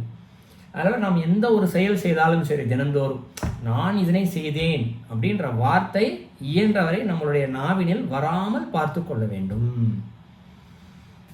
சரிங்களா? இந்த வராமல் பார்த்துக்கிறதுக்கு முடிஞ்ச அளவுக்கு என்ன செய்யணும் இல்லையா? இப்போ தற்பெருமை வந்துடுச்சு, திருப்பி நம்மளையும் அறியாமல் வந்து கொண்டே இருக்கிறது. இப்போ திருப்பி வராமல் இருக்கிறதுக்கு நம்ம என்ன செய்யணும் அப்படின்னு யோசிச்சா, நம்மளுடைய பிறப்பை ஒரு முறை திரும்பி பார்க்க வேண்டும், சிந்திக்கணும். நம்ம எப்படி பிறந்திருக்கோன்றது சிந்திக்கணும். எப்படி பிறந்தோம், ஏற்கனவே ஒரு பிறவி இருந்துச்சு, அதனால தான் திருப்பி பிறந்திருக்கோம் இல்லையா? திருப்பி நம்ம பிறந்துக்கிட்டே இருக்கோம் இல்லையா? இதுதான் காரணன்றது நமக்கு நல்லா தெரியும். நம்ம டேரெக்டாக இறைவன்கிட்டேருந்து அப்படியே இந்த பிறவி எடுத்தல, கல்லாய் மண்ணாய் பூண்டாய் புழுவாயின்னு ஏகப்பட்ட ஜீவராசிகள் உசுர் எடுத்தால் இந்த பிறவிக்கும் வந்திருக்கும். இதுக்கு முன்னாடி இன்னொரு பிறவி எடுத்திருப்போம், ஏதாவது இவ்வளோ பிறவி எடுத்திருப்போம். இப்போது ஒரு 10வது படிக்கிற பையன் இருக்கான், அவன் பரீட்சை எழுதுறான், அவன் தேர்ச்சி அடையலை, ஃபெயில் ஆகிட்டான். எல்லாரும் அவனை என்ன சொல்லுவாங்க, பாராட்டுவாங்களா இல்லை இழிவாக பேசுவாங்க, என்னடா இதை கூட அவனால் படிக்க முடியலையா, திட்டதானே செய்வாங்க இல்லையா? ஒரு வருஷத்தையே வீணடிச்சிட்டியே அப்படின்னு சொல்லி திட்டுவாங்க இல்லையா? அப்போது ஒரு பிறவியை இறைவன் கொடுக்குறான், இந்த பிறவியில் நீ இறைவனை அடைய முடியும் அப்படின்னு சொல்லி அதற்கான அனைத்து யோக மார்க்கத்தையும் பக்தி மார்க்கத்தையும் ஞான மார்க்கத்தையும் எல்லாத்தையும் கொடுத்துட்டார். நாம் ஒவ்வொரு பிறவியில் அதை செய்யவில்லை, செய்யாத காரணத்தினால் தான் மீண்டும் பிறந்திருக்கிறோம். அப்படி என்றால் இந்த பிறவி என்பது ஒரு இழி பிறப்பு. எப்படி 10ஆம் படித்தவன் ஒரு வருடத்தை வீணடித்து இழிபேச்சு வாங்குகிறானோ நாமும் சென்ற பிறவியை வீணடித்திருக்கிறோம், வீணடித்ததினால்தான் இது இழிநிலையில் பிறந்திருக்கிறோம். இந்த சிந்தனை வரணும். இந்த சிந்தனை வந்துடுச்சுன்னு வச்சுக்கோங்க, அப்போ எப்படி தற்பெருமை வரும்? நான் செஞ்சன்ற தற்பெருமை வருமா? நீ ஏன் இழிபிறப்பு, ஒரு பிறவியை வீணடிச்சுட்டு வந்துட்ட, நீ இன்னும் பெரிய இவனா அப்படின்னு நமக்கு நாமே கேட்டுக்கொண்டால் இங்கு தற்பெருமை வராது. சரிங்களா? ஸோ இதை கவனத்தில் வச்சுக்கணும். இந்த எண்ணம் வந்துருச்சுனாலே நம்ம சிந்திக்க மாட்டோம். சரிங்களா? அடுத்தது சிந்தித்தல். சிந்தித்தலில் உயர்வான சிந்தனை, சாதாரண சிந்தனை இல்லை, நல்ல சிந்தனைகள் இருக்குது, ஆனால் அதை உயர்வான சிந்தனையாக மாற்ற வேண்டும். நல்லவான சிந்தனையை சிந்திக்க வேண்டும். எப்படின்னா, இப்போ ஒரு உணவு கொடுக்கணும் அப்படின்னு நினைக்கிறோம் இல்லையா? நம்ம ஒரு கோயிலுக்கு போகிறோம், யாருக்காவது இன்றைக்கி உணவு கொடுக்கணும்ப்பா அப்படின்னு நினைக்கிறோம். பசியோடு இருக்கவங்களுக்கு உணவு கொடுக்குறோன்னு நினைக்கிறோம். இது சிந்தனை, நல்ல சிந்தனை அப்படின்னு வச்சுக்கலாம். இந்த நல்ல சிந்தனையை உயர்வான சிந்தித்தலை எப்படி சிந்திக்கிறது? சாப்பாடு கொடுக்குறோமேன்னு சொல்லிட்டு ஒரு ஹோட்டலுக்கு போய் எதுப்பா விலை கம்மியாக இருக்குது அதை கொடு அப்படின்னு சொல்லிட்டு வாங்காமல் இல்லையா, நல்ல உணவாக ஒன்றும் நம்ம செஞ்சு கொடுக்கறது உத்தமம். நம்ம வீட்டில் பழசு என்ன இருக்குது பாரு, அதை கொண்டு போய் கொடுப்போம், இது நம்ம கொடுக்கலாம் கெட்டு போயிடும் அப்படின்ற மாதிரி கொடுப்பது அல்ல. வீட்டிலே இருந்தாலும் நாம் என்ன சாப்பிடுகிறோமோ நல்ல உணவை அதுபோல் நல்ல உணவாக சமைத்து கொடுத்தல். போகும்போதே வீட்டிலேருந்து பேக் பண்ணி எடுத்துகிட்டு போயிடணும். அப்படி இல்லைன்னா ஹோட்டலுக்கு போனால் எதுப்பா நல்ல சாப்பாடு அதை எடுத்து கொடு. இதுதான் இந்த இடத்துல சிந்தனைகளும் நல்ல சிந்தனை. இந்த நல்ல சிந்தனையை மேன்மையான சிந்தனையாக மாற்றணும். அது எப்படி மாற்றுறது? சாப்பாடை கொண்டு கோயில்கிட்ட போனவுடனே இவருக்கு கொடுக்கலாமா அவருக்கு கொடுக்கலாமா ஏற்றத்தாழ்வே பார்க்கக்கூடாது. ஏன்னா சில நேரங்களில் இந்த கோயில்கிட்ட போனோம்னா சிலரை பார்க்கும்போது மனசில் நெகட்டிவான தாட்ஸ் வரும். இவனுக்கெல்லாம் போய் கொடுக்கணுமா வரும்.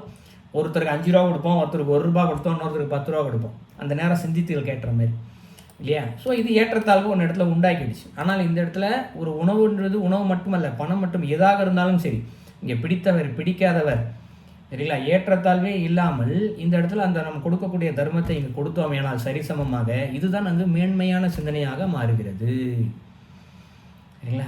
இந்த மேன்மையான சிந்தனையை அன்பான சிந்தனையாக மாற்றணும். அன்புன்னு அன்பே சிவம் தான், இறை சிந்தனையாக மாற்றணும். இந்த மேன்மையான சிந்தனையை எப்படி மாற்றுறது?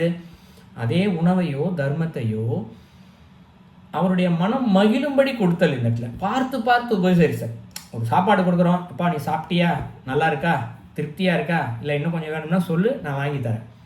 இதுபோல் அவர் சாப்பிட்டு முடிக்கும் வரை அந்த இடத்தில் இருந்து அவருக்கு சரியாக இருக்கிறதா, அவருடைய வயிற்றுக்கு போதுமானதாக இருக்கிறதா, இல்லை இரவு மீண்டும் உங்களுக்கு தேவைப்படுமா, இன்னொரு பார்சல் நான் வாங்கி கொடுக்கட்டுமா, பிறகு சாப்பிட்டு கொள்கிறீர்களா, இப்படி என்று அவருடைய அவருடைய உள்ளம் மனம் குளிரும்படி இங்கு நாம் உபசரித்தல். இந்த இடத்துல அப்படி சொல்லி நாம் அங்கே உணவு கொடுத்தால், இப்போ வீட்டுக்கெல்லாம் யாராவது ஒரு மிகப்பெரிய விருந்தினர் வந்தால் எப்படி உபசரிப்போம்? பார்த்து பார்த்து செய்வோம். சாப்பிடுங்க, எதை சாப்பிடுங்க, அதை சாப்பிடுங்க, வேணான்னாலும் விட மாட்டோம். அதுபோல் இங்கே உணவு கொடுத்தல் தான் அன்பான சிந்தனை. ஸோ நல்ல சிந்தனையை உயர்வான சிந்தனையாக மாற்றுறது, உயர்வான சிந்தனையை மேன்மையான சிந்தனையாக மாற்றுறது, மேன்மையான சிந்தனையை அன்பான சிந்தனையாக மாற்றுதல். அன்பும் சிவமும் வேறு அல்ல இல்லையா? திருமந்திரம் தெளிவாக சொல்லிடுச்சு. இப்போ அன்பான சிந்தனை அந்த இடத்துல வந்துடுச்சுன்னா அதுதான் சிந்தனையுடைய உச்சம். இந்த சிந்தனை எப்போ வருதோ அப்போ இறைவன் என்ன பண்ணுறாரு? மௌன அமைதியாக இருக்கும்போது அமைதி நம்மளை மேக்னெட் மாதிரி இருக்குதா? அதுபோல் இந்த உள்ளத்தில் அன்பு நிறைந்திருந்தால் அன்பே வடிவான இறைவன் அந்த இடத்தில் குடிகொள்வார். ஸோ இறைவனே வந்துட்டார்னா அப்புறம் அந்த இடத்துல தீய வினைகளுக்கோ தீய கர்மாக்களுக்கோ என்ன வேலை இருக்குது அந்த இடத்துல இல்லையா? அன்பே சிவம் தான். ஸோ துன்பமே இல்லை அந்த இடத்துல, தீய வினைகளே இல்லை, எல்லாமே நல்ல வினைகள் தான், நல்ல செயல்கள் மட்டும்தான். ஸோ இதுபோல் உயர்வான சிந்தனையை வளர்த்து கொண்டோம் என்றால் இறையறல் பெற்று நல்ல விலைகளை செய்து அதையும் அனுபவித்து முடிச்சிட்டோம் அப்படின்னா இறைவனுடன் இரண்டரை கலக்கலாம். ஸோ தான் இந்த சிந்தனைகளும் உயர்வான சிந்தனை. அடுத்தது தர்மம். கோயிலில் நம்ம முன்னாடியே பார்த்தோம், கோயிலுக்கு தர்மம் செய்யலாம் அப்படின்னு சொல்லியிருந்தோம் இல்லைங்களா? ஸோ தர்மம்னா என்ன, தானம்னா என்ன, ரெண்டு இருக்குது. நிறைய பேர் இந்த வார்த்தையை பயன்படுத்தும். தானம் தர்மம் என்றது ஒரே பொருள் தான் அப்படின்னு பல பேருக்கு இந்த எண்ணங்கள் கூட இருக்கலாம். ஆனால் தர்மம் என்பது வேறு, தானம் என்பது வேறு. தர்மம் என்பது எவரும் கேட்காமலே அவரை அறியாமல் அவர் நிலை அறிந்து கொடுப்பதான் தர்மம். உதாரணத்துக்கு ஒரு கோயிலுக்கு போகிறோம், ஒருத்தர் பசியோடு உட்கார்ந்துருக்கிறாரு, அவர் கேட்கவே இல்லை நம்மக்கிட்ட சாப்பாடு, அவர் எங்கேயோ பார்த்துக்கிட்டு இருக்காரு. நம்ம அவருடைய நிலையை அறிந்து ஆக இவருக்கு பசிக்குதே, அவர் முகத்தில் முகவாட்டம் இருக்குது, சாப்பிடாமல் இருக்காருன்னு சொல்லி அவரை கேட்காம நம்ம என்ன பண்ணணும், அவர் நம்மக்கிட்ட கேட்காம ஒரு உணவை கொண்டு போய் அவர்கிட்ட பசியாற்றுதல் இந்த இடத்துல. இதுதான் தர்மம். ஆனால் அதே மனிதர் நம்மிடம் வந்து எனக்கு பசிக்கிறது என்று சொல்லி அவர் கேட்ட பின்பாக அதே உணவை வாங்கி கொடுத்தால் அதுதான் தானம் இந்த இடத்துல. ஸோ தர்மம் வேறு, தானம் வேறு இந்த இடத்துல. ஸோ இதை முதல்ல நம்ம தெரிஞ்சுக்கணும் இந்த இடத்துல. ஸோ நம்ம முதல்ல தர்மம் செய்வதற்கு தான் பழக வேண்டும் இந்த இடத்துல. ஸோ தர்மம் தான் நீங்கள் தலை காக்கும் அப்படின்னே சொல்லுவாங்க. ஸோ தலை என்று சொல்லப்படுறது ஞான பாகம். தலை காக்கும் அப்படின்னு நம்ம என்ன நினச்சிக்கிட்டு இருக்கோம்னா, நமக்கு துன்பம் வரும்போது அது நம்மளை காப்பாற்றும் அப்படின்னு ஒரு பொருளாக நம்ம நினச்சிக்கிட்டு இருக்கோம் இல்லையா. தர்மம் தலை காக்கும்.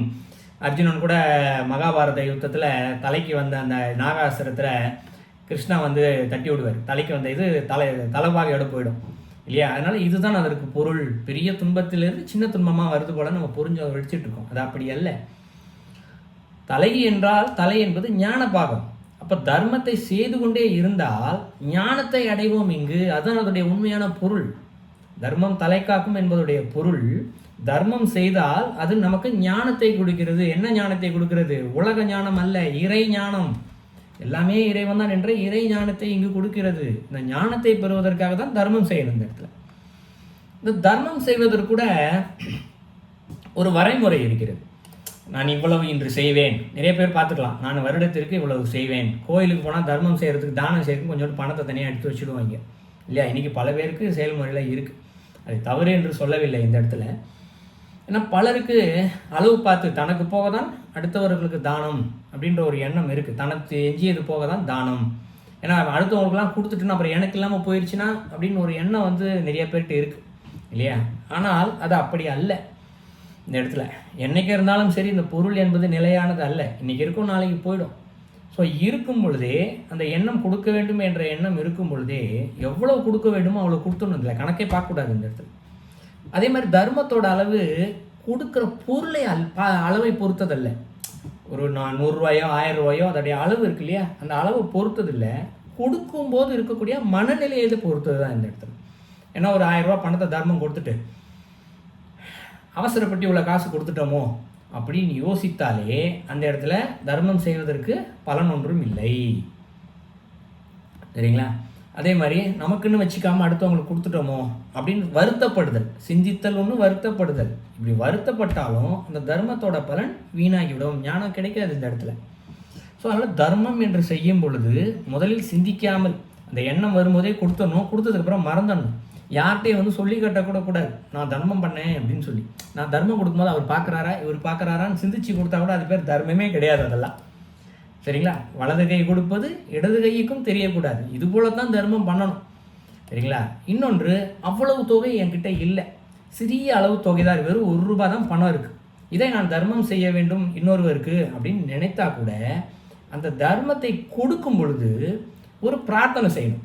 இறைவா, இந்த 1 ரூபாயாவது தர்மம் கொடுப்பதற்கு எனக்கு ஒரு வாய்ப்பை நீ கொடுத்திருக்கிறாய் அப்படின்ற ஒரு சிந்தித்தலோடு தானம் செய்யும் பொழுது, தர்மம் செய்யும் பொழுது அந்த பிரார்த்தனையின் அளவு இருக்கு இல்லையா, அந்த தொகையினுடைய அளவு, அது எத்தனை கோடி பணம் கொடுத்தாலும் அதற்கு ஈடான தர்மம் இது வராது. ஏன்னா ஒருத்தர் பல கோடி ரூபாய் தர்மம் பண்ணுறார், பண்ணிட்டு தர்மம் பண்ணிட்டேன்னு சொல்லிட்டு கம்மன்னு உட்காந்துக்கிறார்.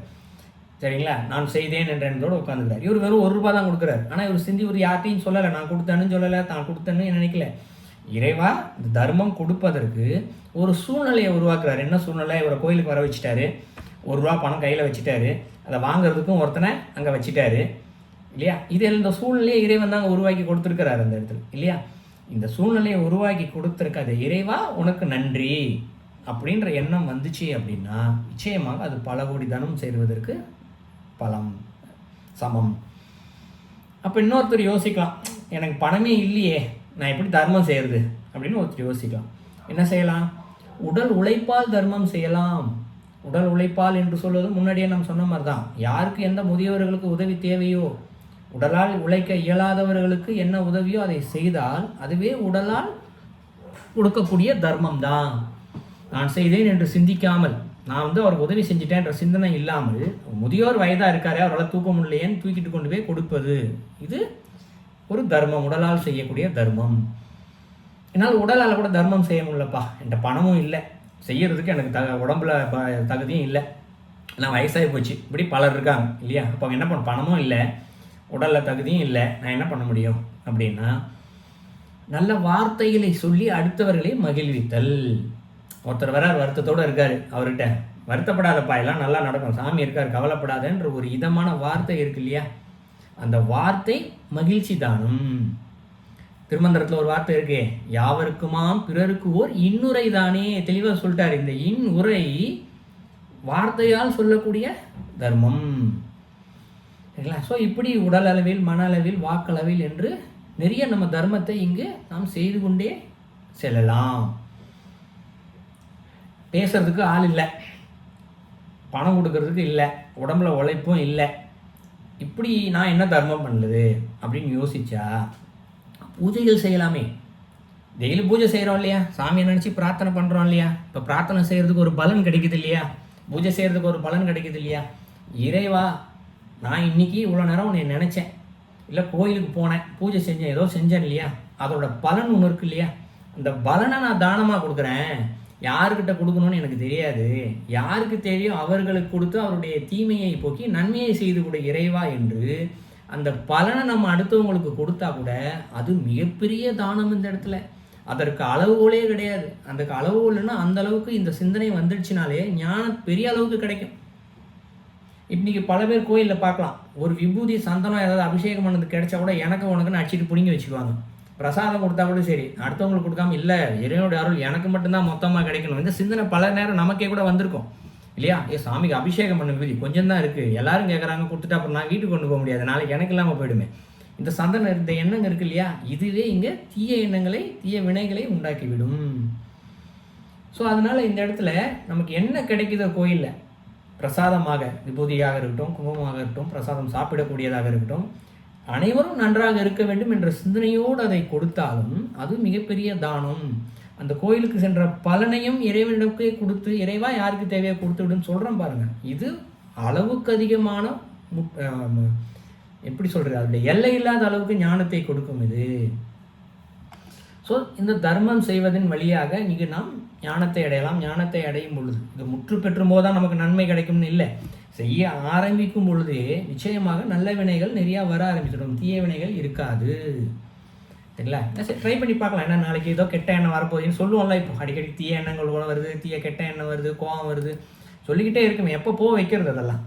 இதுபோல் நம்மளுடைய தானம் மனதால் செயலால் செஞ்சுக்கிட்டே இருந்தால் கூட சரி, நமக்கு அந்த தீய எண்ணங்களை சிறிதாக நம்மை விட்டு சென்று விடுவதை நாம் உணரலாம். ஸோ இது தர்மம் செலுத்துதல். ஸோ அடுத்தது அன்பு செலுத்துதல். ஸோ அன்பு செலுத்துதலை வச்சு நம்ம பெருசாக ஒன்றும் சொல்ல வேண்டிய, திருமந்திரம் நிறையா சொல்லிடுச்சு. இந்த இடத்துல ஒரே லைனில் சொல்லணும்னா, எல்லா உயிர்களையும் தன் உயிர் போல் நேசித்தல். நம்ம வீட்டில் இருக்க ஒரு குழந்தை கீழே விழுந்து அடிபட்டுச்சுன்னா நம்மளுடைய மனம் எப்படி பதட்டப்படுமோ, அதுபோல் இன்னொரு ஜீவராசி விழுந்தால், நாய் ரோட்டில் போகும்போது ஒரு நாயோ ஆடு மாடு ஏதோ ஒன்று அடிபட்டு இருந்தாலும், காலைல பார்ப்போம் நிறைய ஜீவராசிகள்லாம் ரோட்டில் போகும்போது பார்க்குறோம்ல, அடிபட்டுருக்கு ஏதாவது ஒன்று. அப்போ நம்ம என்ன பண்ணுறோம், ஓகே அடிபட்டுருச்சு போலன்னு கேஷுவல் நகர்ந்து போகிறோம். இதுவே நல்ல அன்பு இல்லையா? பரிதாபப்பட்டு கூட போகலாம் 10 பேர், ஜோ பாவம்ப்பா இப்படி அடிபட்டுருச்சேன்னு சொல்லுவோம். இது பேர் பரிதாபம், அன்பு கிடையாது. பரிதாபப்பட்டு என்ன ஆகுது, அதுக்கும் எந்த பலனும் இல்லை, நமக்கு எந்த பலனும் இல்லை.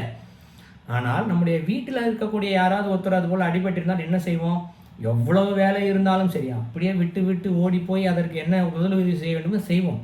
அதிகபட்சம் பெரிய அடியாக இருந்தால் ஆஸ்பத்திரி கூட்டு போவோம், மருத்துவமனை அழைத்து செல்வோம். அதுபோல் அந்த ஜீவராசிகளுக்கு செய்தல். ஸோ எந்த ஒரு ஜீவராசி இருந்தாலும் சரி தன் உயிர் போல நேசித்தல். ஒரு செடியை பார்த்தா கூட சரி, அதுலேருந்து ஒரு இலையை கூட பிரிக்கக்கூடாது. நீங்கள் பல பேர் பார்க்கலாம், செடி மரம் கொடியெல்லாம் இஷ்டத்துக்கு பிக்கிறது போகிறது பல பேருக்கு பார்க்கலாம் இல்லையா? இதை செஞ்சால் அதுக்கு வருத்தப்படுமேன்ற சிந்தனை இருந்துக்கிட்டே இருக்கணும் ஒரு வினாடி. ஸோ இப்படி இருந்தோம் அப்படின்னா நிச்சயமாக வள்ளலார் சொல்கிறார் இல்லையா, வாடிய பயிரை கண்ட போதெல்லாம் வாடினேன் அப்படின்னா, ஐயோ இதுக்கெல்லாம் நீர் இல்லையேப்பா வாடி போயிருக்கேன்னு வருத்தப்பட்டார். நம்ம இன்றைக்காக வருத்தப்பட்டிருக்குமா? இல்லை, நிச்சயமாக கிடையாது. என்ன பண்ணலாம், அது போல் ஒரு மரம் வாடி போயிருக்கு அப்படின்னு இருந்தால் கூட அதுக்கு நீர் இல்லாமல் இருக்கலாம். நீர் இல்லாமல் இருந்தால் தான் அது வாடி போக ஆரம்பிக்கும். இப்போ என்ன பண்ணலாம், பிரார்த்தனை பண்ணலாம் இல்லையா? ஒன்று நம்ம கொண்டு போய் அதுக்கு தண்ணி ஊற்றணும், தண்ணி ஊற்றையும் நம்மளால் முடியல, நாங்கள் தண்ணி இல்லை, பிரார்த்தனை பண்ணலாம், இறைவா இது வாடுதுப்பா, இதற்கு தேவையான எதுவோ அதை செய்து கொடு, எனக்கு நான் வைத்திருக்கக்கூடிய புண்ணியங்கள் ஏதேனும் இருந்தால் அதன் வழியாக அந்த புண்ணியத்தை எடுத்துக்கொண்டு அந்த நீரை அதற்கு கொடு. இதுபோல பிரார்த்தனைகள் தான் இது அன்பின் உச்சகட்டம். எப்பொழுது அந்த உச்சகட்ட அன்பை அடைகிறோமோ அப்பொழுது அந்த ஞானமானது கிடைக்கும். அன்பே சிவம், அந்த சிவத்தை உணர ஆரம்பித்து விடுவோம். அப்போ அந்த இடத்துல தீய வினைகளுக்கு என்று ஒன்றுமே கிடையாது. ஸோ இது போல் இருந்தோம்னா அன்பு செலுத்துதல், சிறப்பான சிந்தனை, உயர்ந்த குணம், எவருக்கும் உதவுதல், எவருக்கும் அதாவது எதிரிக்கும் உதவுதல். இந்த இடத்துல நமக்கு பிடிக்காதவர், அவன் நமக்கு துன்பத்தை விளைவிக்கக்கூடியவனாக ஒருத்தர் இருந்தால் கூட சரி, அந்த உதவுகின்ற அந்த மனம் இருக்கும் இல்லையா, அது மனதால் அணுவளவும் சூது இல்லாமல் இருப்பது. இல்லையா, அவன் இது தப்பு பண்ணிட்டான், அதனால தான் அவன் ஏதோ தண்டனை இருக்கு, இன்னும் நல்லா அனுபவிக்கணுப்பான்னு ஒரு சூது இருக்கும் இல்லையா. யாரோ ஒருத்தர் துன்பத்தை அனுபவிச்சுட்டு இருப்பான், அவன் செஞ்ச தப்புக்கு இன்னும் நல்லா அனுபவிக்கணுப்பான்ற ஒரு பேச்சளவில் பேசும். அது கூட இருக்கக்கூடாது. அணு அளவும் மனதால் சூதுவாது இல்லாமல் இருப்பது, வாரி வாரி தானம் செய்யக்கூடிய குணங்கள், இது எல்லாமே என்ன இறைவனுக்கு ரொம்ப பிடிக்கும். இப்போ முதல்லேருந்து பேத்திட்டு வந்தோம் இல்லையா, முதல் பாயிண்டில் கோயிலுக்கு போகிறதுல இருந்து தலை யாத்திரை, தீபம் ஏற்றுறது, மௌனமாக இருக்கிறது, ஒழுக்கமாக இருக்கிறது, ஆரோக்கியமாக இருக்கிறது, தற்பெருமை இல்லாமல் இருக்கிறது, சிந்தனையை உயர்வாக வச்சுக்கிறது, தர்மத்தோடு இருக்கிறது, அன்பு செலுத்துறது, இப்படி இது எல்லாமே இறைவனுக்கு ரொம்ப பிடிச்சது இல்லையா. இப்போது நம்ம வீட்டில் ஒரு குழந்தை நம்ம எதெல்லாம் நம்ம ஆசைப்படுற மாதிரி அது நடந்துருச்சுன்னு வச்சுக்கோம். நல்லா படிக்கணும்னு ஆசைப்படுறோம், படிக்குது இல்லையா, அது விளையாட்டில் ஜெயிக்கணும்னு நினைக்கிறோம், ஜெயிச்சிருது. அப்போ என்ன பண்ணுவோம், அது என்ன கேட்டாலும் வாங்கி கொடுத்துருவோம் அந்த குழந்தைக்கு இல்லையா. அந்த ஆசைப்பட்டதெல்லாம் வாங்கி கொடுப்போம். அதை மனசில் நினைக்கக்கூடாது. ஒரு கடையில் போய் நின்று இப்படியே அந்த ஒரு பொம்மையை அப்படி பார்த்துக்கிட்டே இருந்துச்சுன்னா போதும், நமக்கே தெரியும் அந்த பொம்மை அந்த குழந்தை பார்த்துக்கிட்டே இருக்குது, உனக்கு பிடிக்குதாமான்னு கேட்டு நம்மளே வாங்கி கொடுப்போம் இல்லையா. இதே நம்ம சொல்கிற பேச்சை கேட்காத குழந்தைக்கு இந்த மாதிரி நம்ம பார்த்து செய்வோமா, கேட்டால் தான் செய்வோம், இல்லைனாலும் கம்மி தான். பட் குழந்தை தான், நான் பாசம் இருக்கும் இல்லைன்னு சொல்ல. ஆனால் பிடித்ததையெல்லாம் செய்கின்ற குழந்தைக்கும் பிடித்தது போல் நடக்காத குழந்தைக்கும் நம்மளுடைய குணங்களில் கொஞ்சம் வித்தியாசம் இருக்கும் இல்லையா. அந்த மாதிரி இறைவனுக்கு பிடித்தது போல நாம் இத்தனையும் நம்ம செஞ்சோம் அப்படின்னா இறைவன் என்ன பண்ணுவார், அவருக்கு நம்மளை ரொம்ப பிடிச்சிரும் இல்லையா. அப்போ என்ன ஆகும், அவருக்கு நம்மளை பிடிச்சிச்சின்னா நம்ம மனசுக்குள்ளே என்ன நினைக்கிறோமோ அடுத்த வினாடி அவர் செஞ்சு கொடுத்துருவாரு, அவ்வளோதானே. நம்ம இதை சாப்பிட வேண்டும் என்று சிந்தித்தால் அடுத்த வினாடி அதை நமக்கு யாராவது ஒரு வகையில் கொடுத்துருவார் இந்த இடத்துல இல்லையா. இது போல செயல்களை நம்ம வச்சுக்கிட்டே இருந்தோம், இறைவனுக்கு பிடித்தது போல செயல்களை வச்சுக்கிட்டே இருந்தால் இதுதான் நல்ல பண்பு, மனிதனிடம் இருக்கக்கூடிய நல்ல பண்பு. இந்த பண்பு தான் என்ன பண்ணுது, நல்ல சிந்தனையை கொடுக்குது, நல்ல சிந்தனைகள் நல்ல வினைகளை கொடுக்குது, நல்ல வினைகள் தீய வினைகளை அழிக்கிறது. ஏன்னா இறைவனுடைய அருள் இங்கே இருக்கே சரிங்களா. ஸோ இதற்கு இன்னொரு வேலையும் செய்யலாம். இதை போல் இருக்கிறது இவ்வளோ இன்னொரு சின்ன எளிமையான வழி இருக்குது. ஒரு சிக்கிமுக்கி கல் சொல்லுவோம் இல்லையா, ஒரு 2 கல் இருக்கும், ஒரு கல்லோட இன்னொரு கல் ஒராசனம் என்ன ஆகும், தீப்பொறி பறக்கும் இல்லையா. அந்த மாதிரி நம்மளுடைய மனசு இருக்கு இல்லையா, நம்மளுடைய மனசில் இறைவனுடைய நாமத்தை சொல்லி தேய்ச்சிக்கிட்டே இருக்கணும். கல்லோட கல் ஒராசுற மாதிரி மனசுக்குள்ளே இறைவன் தான் உள்ள குடியிருக்காரு, உள்ளத்தில் இறைவன் குடியிருக்கிறார் இல்லையா. உள்ளத்தில் இறைவன், கல்லும் ரெண்டுமே ஒரே பொருள் தான், கல்லும் ஒரே பொருள், இரண்டையும் உரசும் பொழுது அங்கே நெருப்பு வருகிறது. உள்ளத்திலும் இறைவன் இருக்கிறார், அவருடைய நாமத்திலும் இறைவன் இருக்கிறார். ஸோ இறைவனுடைய நாமத்தை மனம் உள்ளத்தில் இருக்கக்கூடிய இறைவனோடு ஒராச வேண்டும். எப்படி ஒராசுறது, உள்ளத்தில் எப்போ பார்த்தாலும் இறைவன் நினைப்பை சிந்திச்சுக்கிட்டே இருக்கணும். என்ன வேணா இருக்கலாம், ஓம் நம சிவாய மந்திரம், ஓம் சக்தி பராசக்தி, ஓம் முருகா கணபதி, எந்த வாசம்னா எந்த மந்திரம் வேணா இருக்கட்டும், இதை ஒராசிச்சுக்கிட்டே இருக்கும்போது என்ன ஆகுது, உங்களுக்கு அதுலேருந்து நெருப்பு பொறி வருது. கல்லையும் தேய்ச்சா நெருப்பு பொறி வர்ற மாதிரி உள்ளத்தையும் இருக்கக்கூடிய இறைவனையும் மந்திரத்தில் இருக்கக்கூடிய இறைவனையும் ஒராச ஆரம்பிக்கும் போது இறைவன் தீப்பொறியாக ஜோதியாக வெளிப்பட்டு அருள்வான். இறைவன் உள்ளேருந்து வெளிப்பட்டு அருளிவிட்டால் அப்போ இந்த உடம்பிற்கு வினைகள் என்பதே இல்லை, கர்மாக்கள் என்பதே இல்லை, பந்தபாசங்கள் என்பதே இல்லை. ஸோ எதுவுமே என்னெல்லாம் பிறவிக்கு காரணமாக இருக்கிறதோ இவை எல்லாம் அறுபட்டு அங்கு பிறவி என்பதே இல்லை இல்லையா. ஸோ இவ்வளவு செய்திகள் இருக்குது. ஸோ நமக்கு தெரிந்தவரை கொஞ்சம் சொல்லியிருக்கேன், கொஞ்சம் நிறைய நேரமே போயிடுச்சுன்னு நினைக்கிறேன், நேரம் நீண்டு போயிடுது. அதனால் இத்துடன் இந்த பேச்சை நிறைவு செய்கிறோம். இப்போ நம்ம பேசுனதெல்லாம் ஒரு துளி தான், மிகப்பெரிய ஞான சாகரத்தில், வினைகளை பற்றிய ஒரு பெரிய சாகரத்தில் ஒரு சிறிதளவு எடுத்து நம்ம இங்கே பேசியிருக்கோம். ஸோ மேற்கொண்டு கருத்துக்கள் மலை போல் இருக்கிறது. ஸோ இயன்றவரை சிறிது நேரத்தில் பார்த்தோம். ஸோ மிக்க நன்றி. இதில் ஏதாவது உங்களுக்கு கேள்விகள் கருத்துக்கள் இருந்ததுன்னா சொல்லுங்கள், முடிந்தவரை விளக்க முயற்சி செய்கிறோம். மேலும் இந்த உணவை பற்றி பேச ஐயா கிருஷ்ணன் ஐயாவும் இருக்கார். ஸோ அவரை பேச சொன்னால் இந்த 3 உணவுகளுடைய குணங்களை பற்றி மேலும் விளக்கமாக சொல்லுவார் நமக்கு இந்த இடத்துல. யாருக்காவது இந்த விஷயங்கள் ஏதாவது கேள்விகள் இருந்தா அதை தொடர்ந்து ஐயா கேட்பாங்க. கோயிலுக்குத்தான் போய் கோயிலுக்கு போய் ஒரு நாளும் இல்லைன்னா ஒரு நாளுக்கு நாங்க பணத்தடியில இருந்தோ சாமியோட அப்படி அறையில இருந்து கும்பிட்டாலும் பெரிய யோசனை தானே. நிச்சயமா கோயிலுக்கு தான் ஒரு நாளும் போய் கும்பிட வேணுமா? வசதி இல்லாட்டி என்ன செய்யறது? நிச்சயமா நாம் இருந்த இடத்துல இருந்த இறைவனை வழிபடலாம். இங்க எண்ணத்திற்குத்தான் முக்கியமே தவிர்த்து இடத்திற்கோ செயலுக்கோ அல்ல. நம்ம ஆரம்பத்தில் வகுப்பு நேரத்திலே சொல்லிட்டேன் உங்களுக்கு.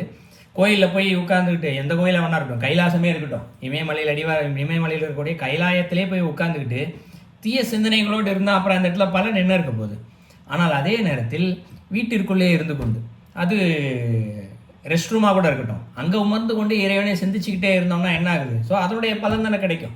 கையிலையில் அமர்ந்து கொண்டு தீய சிந்தனைகளை சிந்தித்து கொண்டும் தீய பொருட்களுக்கு நடுவில் அமர்ந்து கொண்டு நல்லதை சிந்திச்சுக்கிட்டு இருக்கிறதுக்கும் பலன் பார்த்தா நல்லதை சிந்திக்கிறது மட்டும்தான் இங்கே பொருள். அதனால் இடம் முக்கியம் அல்ல, நம்மளுடைய சிந்தனை தான் முக்கியம். எதற்காக அப்புறம் கோயிலுக்கு போக சொன்னாங்க அப்படின்னு பார்த்தோம் அப்படின்னா, இயன்ற அளவு நாம் செல்ல வேண்டும் தினந்தோறும். போனால் தான் என்ன ஆகும்? அங்கே இருக்கக்கூடிய ஆகர்ஷண சக்தி அப்படின்னு சொல்லப்படுது. ஏன்னா அங்கே ஆகம விதி பிரகாரம் கட்டி வச்சுருக்காங்க, எந்திரங்கள்லாம் பிரதிஷ்டை பண்ணியிருப்பாங்க. ஐயர் தினந்தோறும் மந்திரம் சொல்கிறாரு. மந்திரங்கள் அந்த எந்திரத்தின் மேலும் இறைய ரூபத்தின் மேலும் பட்டு பிரதிபலித்து அந்த இடத்தை சுற்றியே இருக்கக்கூடிய இடங்களை சுத்தமாக வைத்திருக்கும். ஸோ அதை நம்மால் கிரகித்து கொள்ள முடியும். அதற்காகத்தான் நாங்கள் போக சொல்கிறது, வேற ஒன்றும் இல்லை. கோயிலுக்கு போயிருக்கேன் கூட கிடைக்கல. நல்லது நல்லது நல்லது. Okay, thank you. நன்றி இல்லாம வேறு யாருக்காவது கேள்விகள்?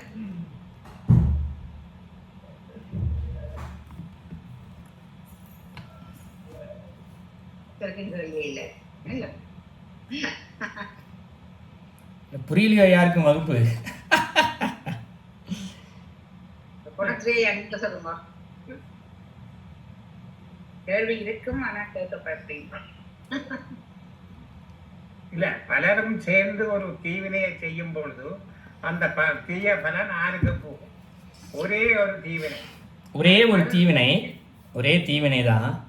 இப்போ உதாரணத்துக்கு சொல்லுவோம், ஒரு இடத்துல திருட்டு நடக்குது, சரிங்களா? 10 பேர் சேர்ந்து திருடுகிறார்கள், இல்லைங்களா? 10 பேர் திருடும் பொழுது அந்த அந்த திருடத்தில் வந்து 2 விஷயம் நடக்குது 10 பேர்கிட்டையும். ஒன்று, 10 பேருடைய சிந்தனை என்று ஒன்று இருக்கிறது, திருடக்கூடிய பொருட்களின் அளவு என்று ஒன்று இருக்கிறது, சரிங்களா?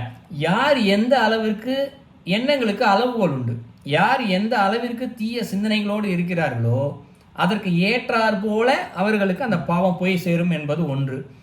இரண்டாவது, அவருடைய பொருள்களின் அளவுகளுக்கு ஏற்ப அந்த பாவம் சென்று சேரும் என்பது இரண்டாவது. இப்போ திருடுறார் ஒருத்தர், திருடும்போது ஒருத்தர் நல்ல எண்ணத்தில் திருடலாம், இல்லையா? உலகத்தில் நிறைய பார்த்துருக்கலாம். ஒருத்தர்கிட்ட திருடி இன்னொருத்தருக்கு நல்லது செய்கிறது, இல்லையா? நான் இவன் நல்லதே செய்ய மாட்டேங்கிறான், அந்த இவங்களுக்கு பணம் இல்லை, இப்போ மருத்துவ உதவிக்கு தேவை, சாப்பாடு இல்லை, சாப்பிட்றதுக்கு பணம் வேணும், ஹோட்டலில் போய் உணவை திருடி கொண்டு வந்து இங்கே சாப்பாடு கொடுக்கறது, இதுவும் உண்டு. இன்னொரு ஹோட்டல்லையோ உணவை திருடி கொண்டு போய் விற்கிறதும் உண்டு. இரண்டுமே திருட்டு தான்.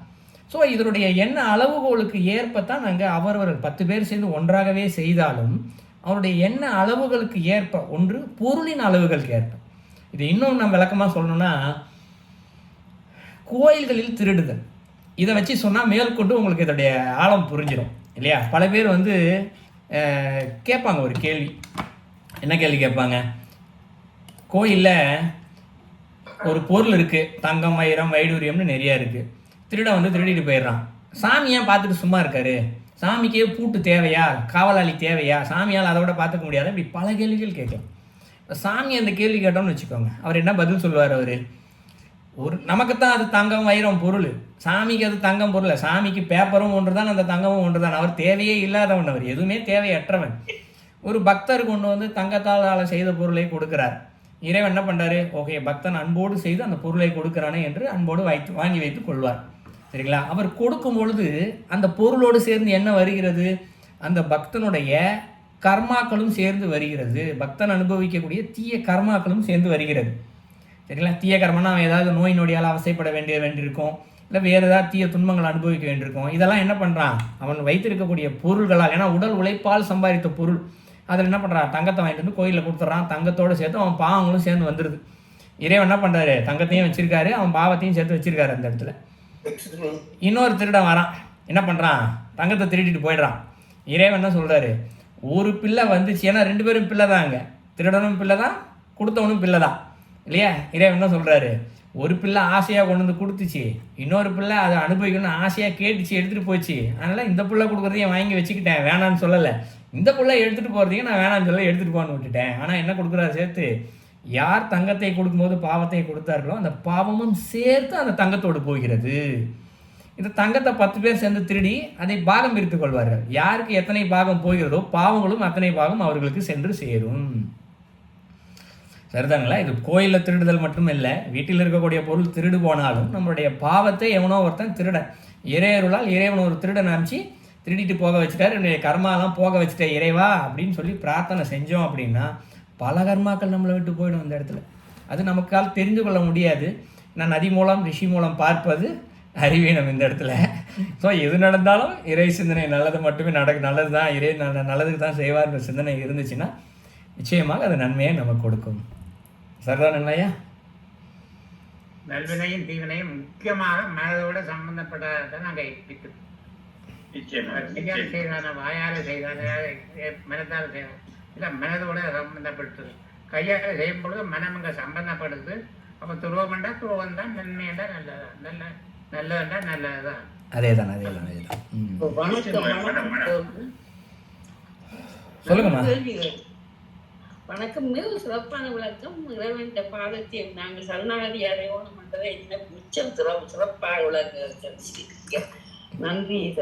இந்த தானங்களை பற்றி சொன்னீங்க, தானம் செய்யறதுனாங்களா எங்களுக்கு எவ்வளவு சரியாக அதை பற்றி தற்பெருமை அப்படி என்ற ஒன்று இல்லை. ஆனால் ஏழக்கூடியளவு செய்கிறோம். இந்த பசுத்தானத்தை பற்றி எனக்கு விளக்கம் வேணும். பசுத்தானத்தை பற்றி சொல்லி மிச்சம் ரிசர்வ் உண்டு, அதை பற்றி ஒரு விளக்கம். பசு சாணத்தை பற்றிய விளக்கம் கேட்குறீங்க? ஓகே. பசு சாணத்தில் எவ்வளவு நன்மை இருக்கிறது? பசு தானம், சாணம். ஓகே. பசு தானம் என்று சொல்றீங்க. ஓகே. அதாவது நம்மளுடைய மனித பிறவி இருக்கு இல்லையா, இந்த மனித பிறவிக்கு நம்ம முன்னாடி ஒரு பிறவி எடுத்திருப்போம் இல்லையா? ஏன்னா மாணிக்கவச புல்லாய் பூண்டாயின்னு சொல்லி ஒரு விலங்கா பல் மிருகமாகி பிறந்திருக்கும் அந்த மனுஷ பிறவி. ஸோ பல் மிருகத்துக்கு முன்னாடி இருக்க பிறவி தான் பார்த்தீங்கன்னா இந்த இடத்துல பசு பிறவியாக தான் எடுக்கிறோம். சரிங்களா? பசுவினுடைய பிறவி இந்த இடத்துல. இப்போ ஒரு டாக்டர் இருக்கார், சரியா? இன்னொரு மாணவன் டாக்டருக்கு படிச்சுக்கிட்டு இருக்காரு, 5ஆம் ஆண்டு முற்று பெறும் நிலையில் இருக்கார், படிச்சுக்கிட்டு இருக்காரு. அவருக்கு தேவையான உதவியை ஒரு டாக்டர் என்ன பண்ணுவார்? செஞ்சு கொடுப்பாரு. ஏன் நான் படித்து முடிக்க போகிறேன், எனக்கு என்னென்னலாம் உதவி வேணுமோ செஞ்சு கொடுங்க அப்படின்னு கேட்டால் அவர் என்ன பண்ணுவார்? நம்ம டாக்டருக்கு படிச்சிட்டோம், ஸோ அவனுக்கு உதவி தேவைப்படுதுன்னு சொல்லி தனக்கு தெரிஞ்சதெல்லாம் சொல்லி கொடுத்து என்ன பண்ணுவார்? ஒரு மேலும் சீக்கிரம் பாஸ் ஆகிடும், இன்னும் கொஞ்ச நாள் தான் இருக்குது படிச்சு முடியும், ஒரு என்கரேஜ் பண்ணி சொல்லி கொடுப்பார் இல்லையா? அந்த மாதிரி இந்த பசுவுக்கு நாம் என்ன செய்கிறோம்?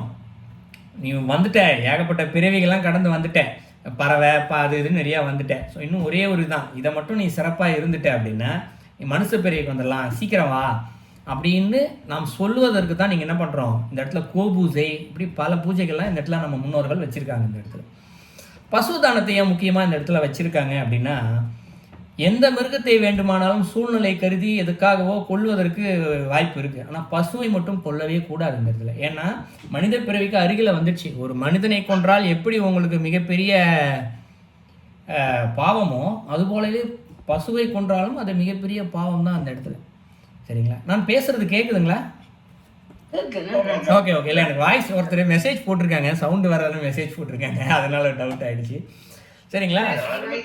அதான் இது கொஞ்சம் ஹை வால்யூம்ல விட்டீங்கன்னா சரியா இருக்கும்னு நினைக்கிறேன். அதான் சரி. ஓகே சரி, பரவாயில்ல. ஓகே இல்லை, தொடர்றேன் நான்.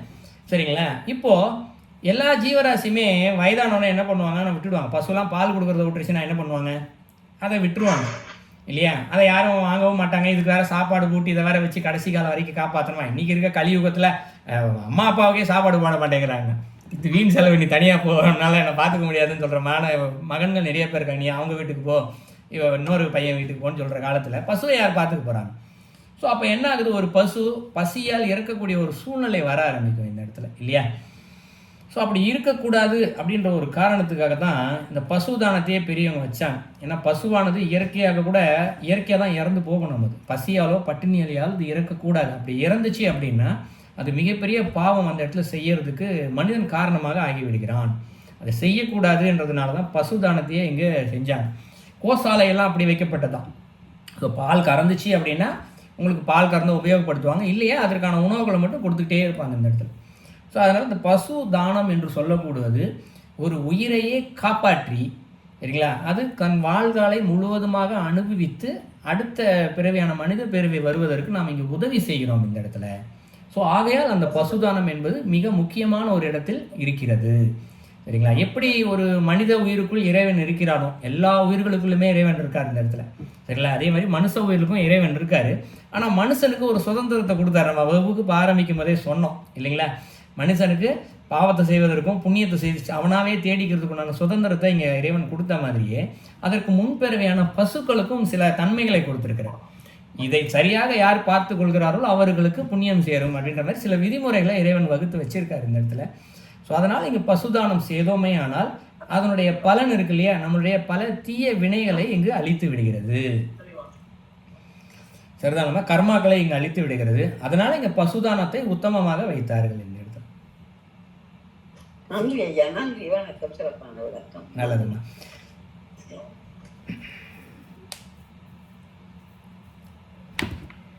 வேறு கேள்விகள்?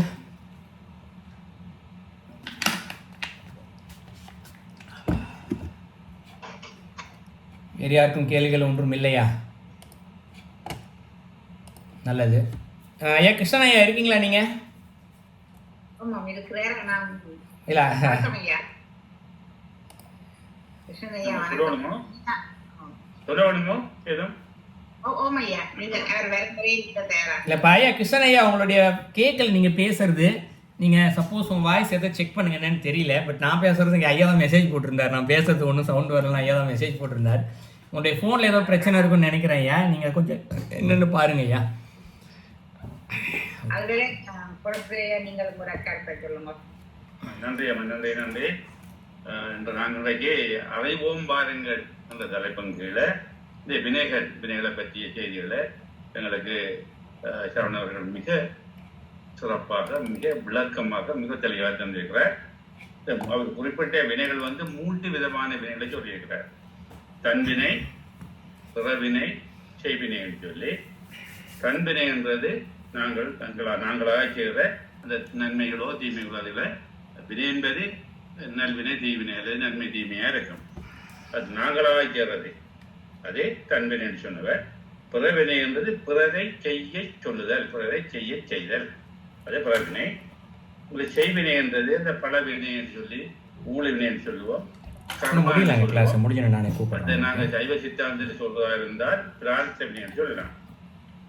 நாங்கள் அநேகமாக இந்த வினைகளை பொறுத்தவரை நல்வினையை மட்டும் சிந்திக்க வேண்டும், நல்வினையை மட்டும் சொல்ல வேண்டும், நல்வினையை மட்டும் செய்ய வேண்டும் என்று சொல்லி, அது பருவுடலாக இருந்தாலும் சரி அல்லது பருவுடன் சொல்லும் போது இந்த தூள உடம்பாக இருந்தாலும் சரி, தூக்கும் உடம்பாக இருந்தாலும் சரி, இந்த உயிரோடு இருக்கும் போது செய்கிற செயல், உயிர் தூக்கமாயும் இருக்கும் தூளமாயும் இருக்கும். அந்த நேரத்தில் செய்கிற அத்தனை செயலும் வினையாக சொல்லப்படும். அதில் புண்ணிய பாவங்கள் என்று சொல்லுவோம். அப்படியா சொல்றாரு, எங்களுக்கு புண்ணியமாம் பாவம் போம். புண்ணியம் தான் செய்யக்கூடியவை, பாவத்தை நாங்கள் செய்யக்கூடாதுன்னு சொல்றது. இந்த வினைகள் செய்யறது எங்களுக்கு ஒரு விழிப்புணர்வு எங்களுக்கு ஏற்பட வேண்டும். இந்த கோயில்ல சிறப்பா இருக்குது, அந்த கோயில சிறப்பா இருக்குது, இது சக்தி வாய்ந்தது, அது சக்தி வாய்ந்த அந்த வேறுபாடு இல்லாமல் மனத்தை ஒருமுகப்படுத்தி அந்த நாங்கள் இறைவனை வழிபடுதல். கோயில் எல்லாம் இறைவன் வாழும் இடம், இறைவன்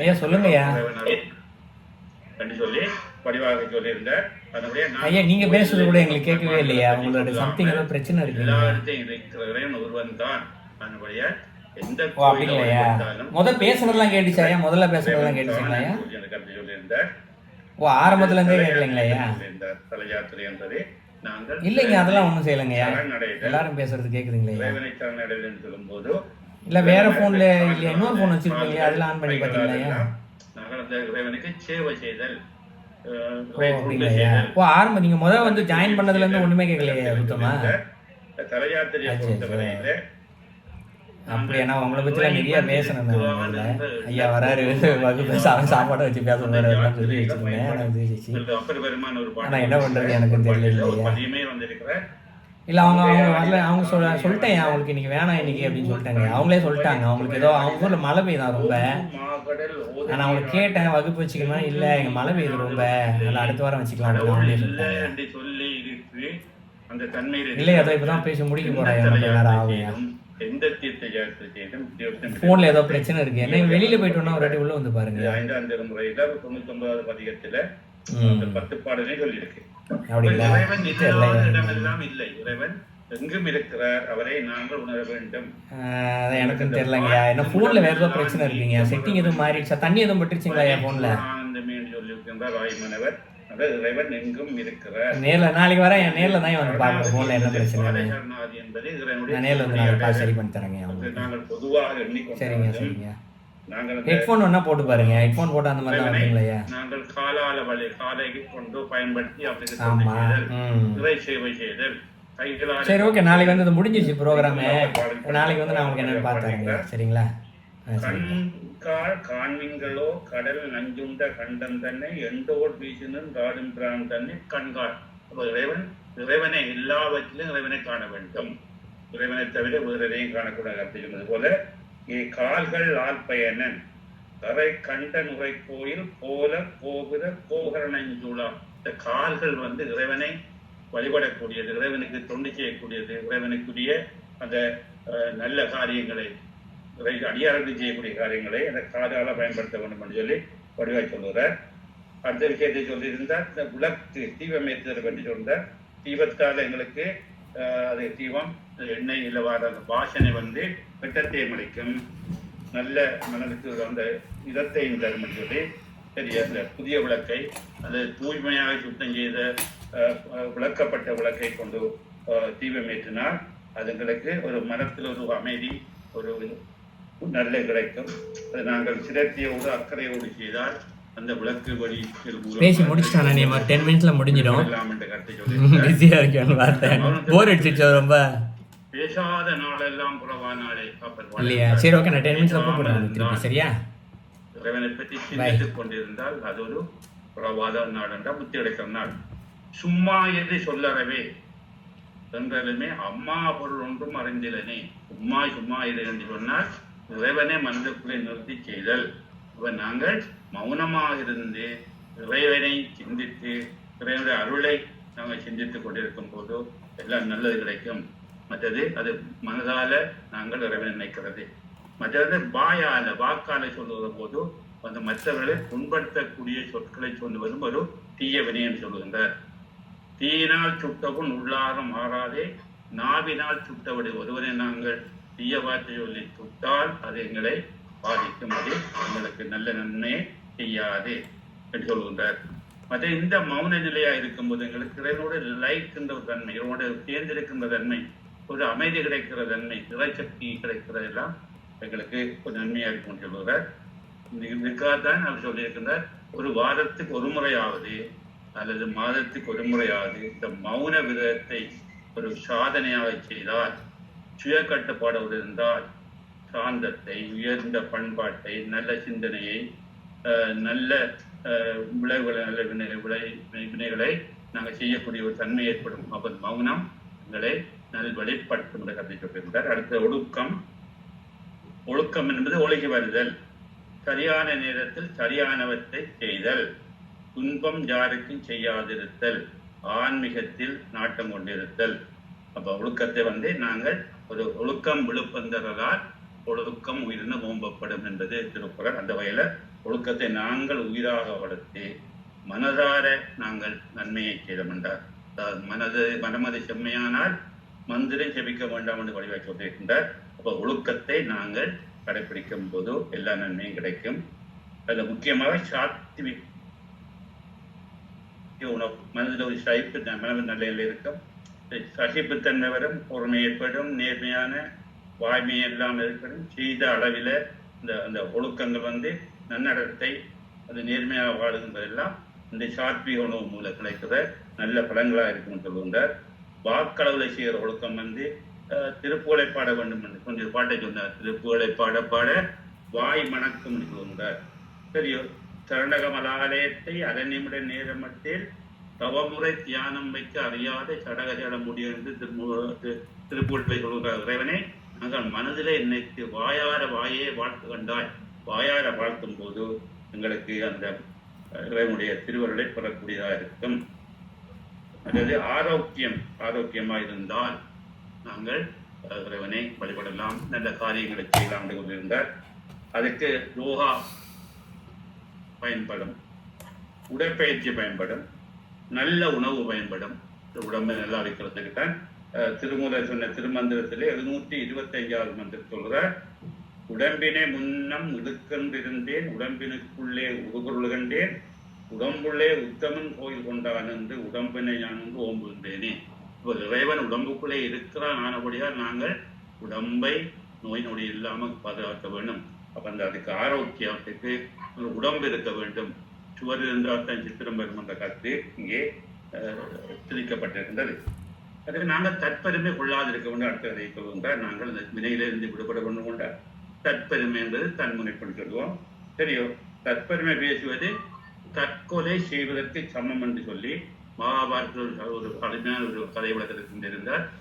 அர்ஜுனன் கிருஷ்ணன் அந்த தற்பெருமை பேசுவது தற்கொலை சமம் என்று காட்டி அந்த கதை மூலம் விளங்கப்படுத்தினர். அதே தற்பெருமையை நாங்கள் என்ன செய்யணும், அப்படி என்ன தடுக்க வேண்டும், எப்படி தடுக்கலாம் என்ற கருத்தை வரைய சொல்லியிருந்தார். இந்த வாழ்நாளை வீணாக்குறோம் என்ற உணர்வு எங்களுக்கு ஏற்பட வேண்டும். நாங்கள் பிறந்துட்டு வீணாப்படுத்திட்டோம், அதுக்கு தான் அந்த பரீட்சையிலே சித்தி அடையவில்லை என்று சொல்லி ஒரு வருட காலத்தை வீணாக்கணும் என்ற கருத்தை சொல்லியிருந்தார். நல்ல சிந்தனையாக இருக்க வேண்டும் எங்களுக்கு. அந்த சிந்தனை வந்து மேன்மையான சிந்தனையாக மாற்ற வேண்டும் சொன்னவர். அந்த மேன்மையான சிந்தனையாக இருந்தால் அந்த ஏற்றத்தாழ்வு இல்லாத நிலை ஏற்படும். இப்போ ஏற்றத்தாழ்வு இல்லாத நிலையை நாங்கள் அதை சிந்தனையை மாற்ற வேண்டும். அதாவது மனம் குளிரம், அதை குளிர்க்கும்படி உபச்சரிக்க வேண்டும் என்ற நிலையில் அதை மாற்ற வேண்டும். அந்த மனதை அப்படி மாற்றும் போது அந்த சிந்தனை அன்பான சிந்தனையாக விளங்குகிறோம். அந்த அன்பான சிந்தனை மூலமாக நாங்கள் அன்பே சிவம் என்று அன்பாக அதனை காணலாம் என்ற கருத்தை வழியை சொல்லியிருந்தார். அப்படி அந்த உயர் சிந்தனை இருக்கும்போது இறைவனோடு நாங்கள் இரண்டரை கலக்கும் இந்த முத்தி நிலை கிடைக்கும் சொல்லியிருந்தார். அடுத்து தர்மத்தை பற்றி சொல்லியிருந்தார். கர்மம் வேறு தானம் வேறு என்ற கருத்திலும் இங்கே விளங்கப்பட்டது. கர்மம் என்பது யாருக்கும் கேட்காமல் அவருக்கு வேண்டிய போது வேண்டியவற்றை வேண்டிய அளவு கொடுத்தல், அது கர்மன்றதுக்குள்ளே வருகின்றது. சரிய கர்மம் கலகாக்கம் என்று சொல்லியிருந்தார். கலகாக்கம் என்பது தலையை வெட்டி கொண்டு போகாமல் காப்பாற்றுவதல்ல, அது இது ஞானத்தை கிடைக்கும். கலகாக்கம் என்பது இறைவனுடைய அந்த திருவடி ஞானம் எங்களுக்கு மேலான தன்மையை சிரத்திலே இறைவனை காணக்கூடியதாக, அந்த ஒளிமயமான இறைவனை காணுவதாக, பதிஞானம் கிடைப்பதாக சொல்லப்பட்டிருந்தது. அது கர்மம் என்று தானம் வந்து கேட்டுக் கொடுக்கிறதை விட கேட்காமல் தேவையை கொடுக்க வேண்டும் சொல்லியிருந்தார். அந்த அப்படி கொடுப்பது கூட பேருக்காக பெருமைக்காக கூடுதலாக கொடுக்கூடாது சொல்லியிருந்தார். சரி, இந்த திருவள்ளுவர் வடிவாக சொல்லியிருந்தார். திணைத்துணை நன்றி செய்யினும் பனைத்துணையாக கொள்வர் பயன் தெரிவார். ஒரு சின்ன பொருளை கொடுத்தாலும் நாங்கள் மனப்பூர்வமாக அவருக்கு நல்லது கிடைக்க வேண்டும் நினைத்து கொடுப்போமா இருந்தால் அதால் விளைகிற பலன் கூடுதலாக இருக்கும். இறுதியாக சொல்லியிருந்தார், அன்பை பற்றி சொல்லியிருந்தார். எல்லா உயிரையும் எங்கள் உயிரை போல் எண்ணி இருக்க வேண்டும் என்று சொல்லி, எல்லா உயிரையும் எண்ணி போல் எண்ணி இறங்கவும் நின் தெய்வ கருணை செய்ய பராபரை வேண்டிய தாய்மான பாடுகின்றார். சரியா, அந்த பிரார்த்தனை செய்ய வேண்டும். இந்த அன்பு என்றது மற்றவர்களுக்கெல்லாம் நன்மை கிடைக்க வேண்டும், இறைவனை எல்லாருக்குமாக வேண்ட வேண்டும். பிறகு உயிர்கள் எல்லாம் எங்களுடைய உயிரை போல எண்ணி அவர்களுக்கு இந்த உயிர்களுக்கெல்லாம் எல்லா நன்மையும் கிடைக்க வேண்டும் என்று நாங்கள் பிரார்த்தனை செய்த முக்கியமானது இருக்கின்றது. அது உயர்ந்த சிந்தனையாக இருக்க வேண்டும். அது மனத்தால உள்ளம் உருகி செய்த சிந்தனையாக இருக்க வேண்டும். மற்றது இறைவுடைய நாமத்தை உள்ளிருந்து அப்படியே எங்களுக்கு அதை மனதார விரும்பி செய்கிற அந்த உபாசனை, அதுதான் இறைவனை நாங்கள் சோதிமயமாக காணக்கூடிய அந்த சக்கமுக கல்லை நாங்கள் அதே போல எங்களுடைய அந்த சக்திமுக்கி தன்மையிலிருந்து விடுபட்டு இறைவனை நாங்கள் அந்த சிந்தனைகளை நிறுத்தி செய்யும் போது ஒளிமயமான தன்மை கிடைக்கும் என்று சொல்லி மிக அருமையாக சொல்லியிருந்தார். கருணனுக்கு நாங்கள் நம்முடைய மகிழ்வினை தெரிவித்துக் கொள்வதோடு உங்களுக்கு மேலும் மேலும் இறைவன் நல்ல அருளை செய்ய வேண்டும் என்று பிரார்த்திக்கின்றோம். ஒரு குறுகிய நேரத்துக்குள்ள நிறைய விஷயங்களை சொன்னால் நான் கொஞ்சம் விஷயத்தான் சொன்னேன். சரியா, இது இதை விட பல விஷயங்கள் இருக்க முடியல. இதை விட நாங்கள் இன்னும் தேடி பிடிக்கவில்லாது. நீங்கள் மிகச்சிறப்பாக மிக ஆழமாக சிந்தித்து தேடலை தந்திருக்கிறீர்கள். உங்களுக்கு நாங்கள் மீண்டும் நம்மளுடைய மகிழ்வுரை தெரிவித்துக் கொள்கின்றோம். நல்லது நல்லது, ரொம்ப நன்றி ஐயா. நன்றி. கிருஷ்ணய்யா இருக்கிறீங்க? இல்லை, அவருடைய ஃபோனில் ஏதோ சிக்கல், ஐயாவோட ஃபோனில் ஏதோ சிக்கல் இருக்கு. ஐயா ஃபோன் செய்தார். ஸோ அவருக்கு நான் பேசுகிறதும் அவருக்கு கேட்கவே இல்லை. அவர் ஏதோ தேடிக்கிட்டே இருக்கார். அவர் நம்ம பேசுறது அவர் கேட்கல, அவர் பேசுறது நமக்கு கேட்கவில்லை. அதனால பிரச்சனை இருக்கா? ஆமாம், அந்த ஃபோனில் ஏதோ சிக்கல் இருக்கு. நாங்கள் எவ்வளவு ஆழமாக சகலரும் விளக்கமா மிக்க நான் ஐயா. நீங்கள் நல்லது நல்லது, நன்றி அம்மா. சொன்னீங்க, கொஞ்சம் விட்டு விட்டு கேட்டுச்சு. விட்டு விட்டு கேட்டு சொல்லலாமா? திருப்பி சொல்லுங்க. இல்ல நல்ல ஆழமான உங்களுக்கும் இல்ல நல்ல அருமையா இருந்தது கேட்க. நல்லது நல்லது. எல்லாம் விளங்கிச்சுது. அதான் எனக்குள்ள கேள்வி, இந்த தானத்துக்கும் தர்மத்துக்கும் இடையில உள்ள வித்தியாசம் இருக்குதானே? வித்தியாசம் அதை கொஞ்சம் கூட படிக்கம் கூட்டால் நல்லா இருக்கும். தானம் என்ன முக்கியமாக தானத்துக்கும் தர்மத்துக்கும் வேறுபாடு வித்தியாசம். ஆக்சுவலி வகுப்பில் ரொம்ப தெளிவாகவே சொன்னேன். கோதானத்தை பற்றி சொன்னீங்க. வேறு போமா அதை மட்டும் தான் தானம் செய்யலாம். மாட்டேன் அந்த பொருளை நான் தானமாகவும் செய்யலாம், தர்மமாகவும் செய்யலாம். வேண்டாம், அது தானம் எது, எப்படி தானம் எப்படியா வரும், அது அல்லது எப்படி வரும் தர்மமா செய்யலாம். அதாவது ஐயா, ஓகே ஓகே, அதாவது ஐயா இப்போ கோதானத்தையே எடுத்துக்குவோம். சரிங்களா? இந்த கோதானத்திற்கு இப்போது ஒரு நபருக்கு பல சிக்கல்கள் இருக்கிறது வீட்டில். ஏன்னா வழக்கமாக ஒரு சிக்கல், துன்பம், துயரம் இருக்கும்போது தான் ஜோதிடரை தேடி போவோம், இல்லை ஞானிகரையோ யாரையோ தேடி போவோம், இல்லைங்களா? அப்போ அவர் என்ன சொல்லுவார்? நீ ஒரு கோதானம் செய்யுங்கள், இந்த பூஜையை செய்யுங்கள், இதன் விளைவாக உங்களுக்கு நன்மை கிடைக்கும் அப்படின்னு சொல்லுவாங்க. ஸோ இவர் ஒரு பலனை எதிர்பார்த்து இங்கு ஒரு பசுவை வாங்கி இன்னொருவருக்கு தானம் செய்கிறார் இந்த இடத்துல. ஸோ இவருக்கு என்ன இருக்குது? எண்ணம் பலன் வேண்டும், தன்னுடைய துன்பம் போக வேண்டும் என்று ஒரு பலனை எதிர்பார்த்து தான் இதனை செய்கிறார். இது தானமாகத்தான் வருமே தவிர்த்து இந்த தானத்தினுடைய பலன் அவருடைய துன்பத்தை போக்கும், இந்த இடத்துல உறுதியாக போக்கும். அதில் எந்த மாற்று கருத்துமே இல்லை. ஆனால் அதே நேரத்தில் அவர் தன்கிட்ட ஒரு 10 பசுமாடு வச்சுருக்கார். சரிங்களா? ஸோ யாரோ ஒருத்தர் வருமானம் இல்லாமல் அந்த ஊரில் இருக்கிறாங்கன்னு வச்சுக்குவோம். அவங்கக்கிட்ட அந்த ஒரு பசுமாடை நீ எடுத்துகிட்டு போ, அதை வச்சு பால் கறந்து நீ விற்பனை பண்ணிக்கோ. சரிங்களா? இல்லையா, இந்த கோவிலுக்கு ஒரு பசு கோபூஜை செய்வதற்கு தேவைப்படுகிறது. அது பால் கறக்காத பசுவாக கூட இருக்கட்டும். ஒரு கோயில்னா கோபூஜை செய்யணும். இன்றைக்கி பல கோயில்களில் பசு இல்லை, அது தெரியும். ஸோ இந்த கோயிலுக்கு தன்னுடைய பசுவை கொடுத்து இறைவனுக்கு கோபூஜை செய்ய வேண்டும். இந்த கோவிலில் ஆகம விதி பிரகாரம் கோபூஜை நடந்து தான் கோயில் திறக்க வேண்டும். ஆகையால் அந்த பசுவை கொடுக்கிறேன் அப்படி என்று எதிர்பார்ப்பு இல்லாமல், பலன் எதுவும் எதிர்பார்க்காமல் இங்கே இந்த ஒரு கோவையை ஒரு கொடுக்குறார். இதற்கு பேர் தர்மம். அடுத்தவங்க நன்மை அடைய வேண்டும் என்ற எண்ணத்தில் பலனை எதிர்பார்க்காமல் கொடுப்பதற்கு பேர் தர்மம். ஆனால் எதிர்பார்த்து செய்வதற்கு பேர் தானம். ஸோ இது எதை வேண்டுமானாலும் தானம் செய்யலாம், பசுவைத்தான் செய்யணும்னு இல்லை. நீங்கள் இன்னொருவருக்கு தேவையாக இருக்கும் பட்சத்தில் ஒரு கோழியோ ஆடோ அதை வளர்த்து அவர்கள் அதன் வழியாக பலனடைய போகிறார்கள் என்றால், அவர்கள் குடும்பத்திற்கு அது நன்மை அளிக்கும் என்றால் நிச்சயமாக எதை வேண்டுமானாலும் தானம் கொடுக்கலாம். அது உயிர்களாக இருந்தாலும் இருக்கலாம், இல்லைங்களா? இது ஒரு ஆடு வாங்கி கொடுத்தா ஒரு ஆட்டை வச்சு ஒரு 10 ஆடாக பெருக்கிக்கிட்டு இல்லையா வாழ்வார் அப்படின்னு சொல்லியிருந்தால் அதுவும் தானம் தான் இந்த இடத்துல. சரிங்களா? இந்த இடத்துல அது தர்மம். இந்த இடத்துல தானமாக கொடுக்குறோம். இந்த இடத்துல பலனை எதிர்பார்க்காமல் கொடுக்குறோம். இந்த இடத்துல கொடுப்பது தானம் போல் தோணும், ஆனால் அது தர்மம் தான். அது உணவாக இருக்கலாம், பொருளாக இருக்கலாம், உயிராக இருக்கலாம், எதுவுமே இல்லையா அதை முன்னாடி நான் வகுப்பில் சொன்னவர் உடல் உழைப்பாக இருக்கலாம், இல்லை வாக்காளர் இருக்கலாம். எந்த பலனும் எதிர்பார்க்காமல் செய்வது தர்மம், எதிர்பார்த்து செய்வது தானம். இதை மட்டும் ஞாபகம் வச்சுக்கோங்க. சரிதானுங்களையா?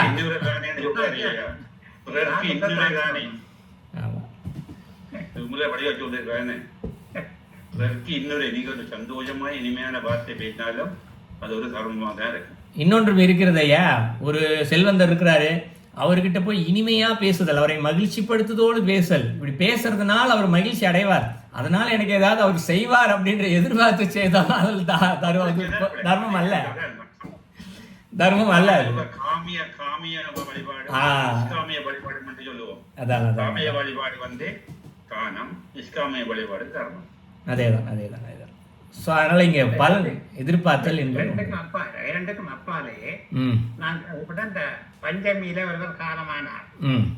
பஞ்சமி தான் அப்ப அவருக்கு அந்த பேர்ல ஒரு கோதானம் செய்ய வேண்டும் என்ற ஒரு விதிமுறை இருக்குது, கடைப்பிடிக்கிற மக்கள். அது தானம், அது உண்மையான தானம் தானா, அது தேவைதானான்னு அது தானத்தில் வரும்.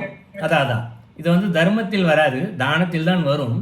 இது பலனை நீங்கள் எப்படி பார்க்க வேண்டும் என்றால், ஒருத்தர் இறந்திருக்கிறாரு, அவருக்காக நான் இதை செய்கிறேன் அப்படின்னு சொன்னீங்கன்னா, இறந்தவருக்கு நம்மை போல் உணவு தேவையில்லை, தண்ணீர் தேவையில்லை இல்லையா, உடை எதுவுமே தேவையில்லை அவருக்கு இல்லையா. அவர் வந்து உடல் இல்லாத ஒரு இடத்துல இருக்கிறார்.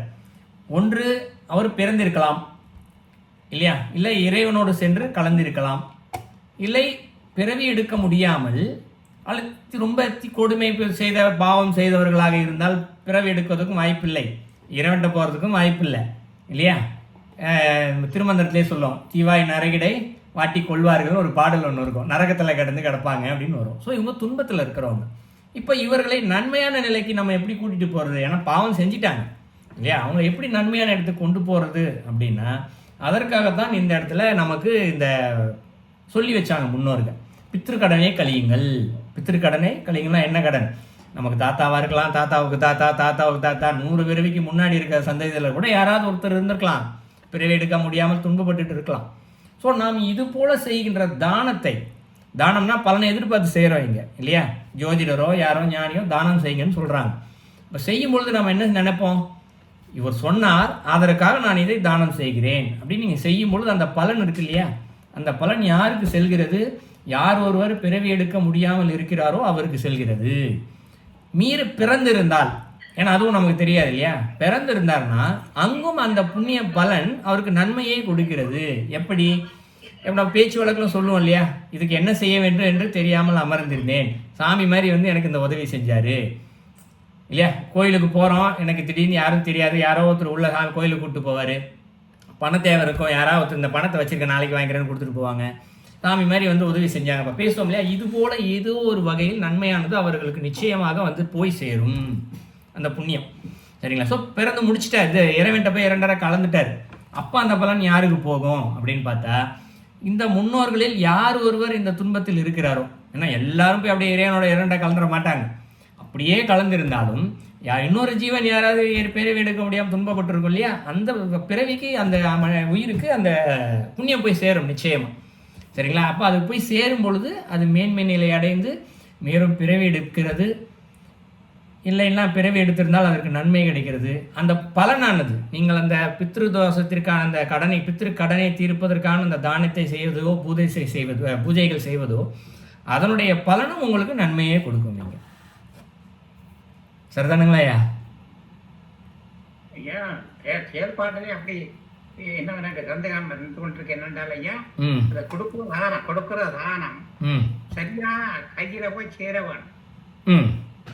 அந்த தானம் நாங்கள் ஒரு பசுவை கொடுக்கணும், அந்த பசு நல்ல வழியா காப்பாற்றப்பட வேணும், நல்ல முறையா காப்பாற்றப்பட்டு அப்படி நடக்கும்ன்றது.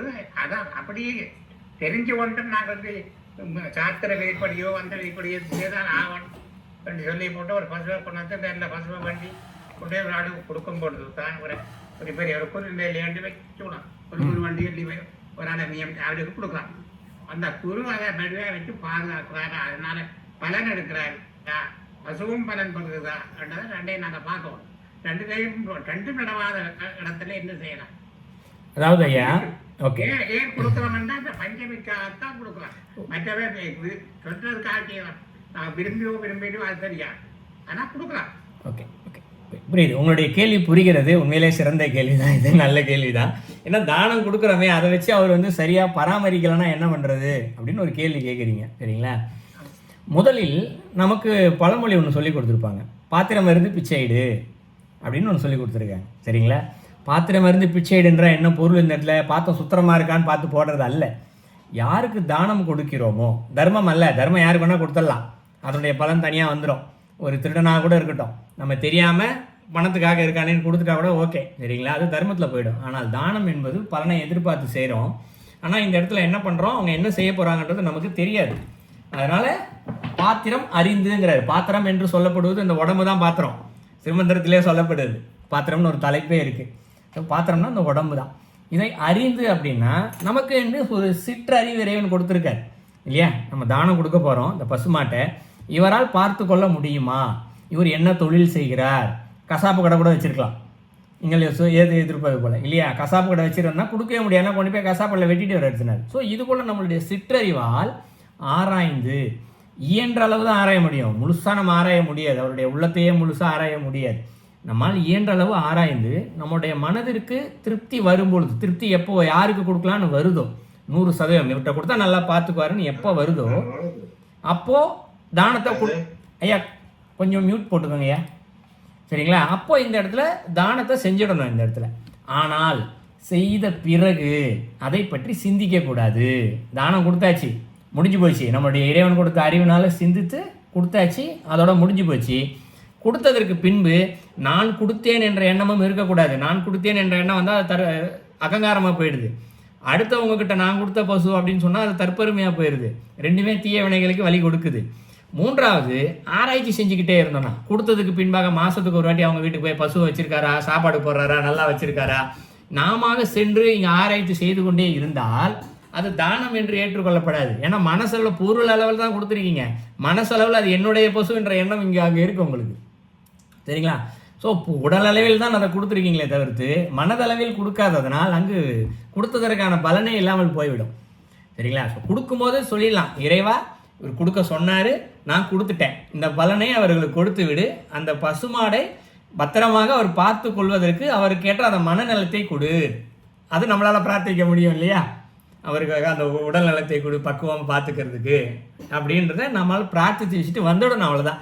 அந்த பக்கம் போகும்பொழுது பார்த்தால் வேணால் மகிழ்ச்சி பட்டுக்கலாம், ஆம் சரி நாம் கொடுத்த பசுவை நல்லபடியாக பார்த்து கொண்டிருக்கிறார் அப்படின்ற ஒரு சிந்தனை வேணால் வரலாமே தவிர்த்து என்னுடைய பசு அப்படின்ற சிந்தனை வரவே கூடாது. இந்த ஆராய்ச்சியே அந்த சிந்தனைக்கு முதல் படி தான். என்னுடைய பசுன்ற சிந்தனை வருது இல்லையா, இது ஆராய்ச்சிக்கே முதல் படி தான். அதனால் ஆராய்ச்சி செய்வது என்பது வேண்டாம், தவறான செயல். அந்த செயலினால் நம்முடைய பலன்கள் குறைவதற்கு வாய்ப்பு உள்ளது. மேலும் நமக்கு அகங்காரமும் ஆணும் தீய சிந்தனைகள் வருவதற்கான வாய்ப்பும் உள்ளது. அது தீய வினைகளையே இங்கே உண்டாக்கும் இந்த இடத்துல, சரிதானுங்களே. நீங்க சொல்றது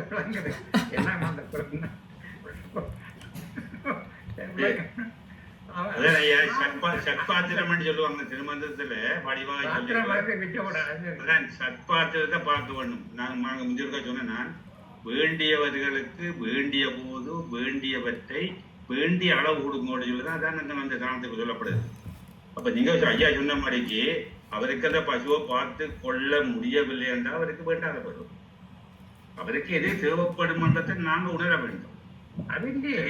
நிர்பந்தமா இல்ல கொடுக்கலாம், நிர்பந்தமா கொடுக்கக்கூடாது ஐயா, நிர்பந்தமா கொடுக்கக்கூடாது, விரும்பி கொடுக்கவில்லை,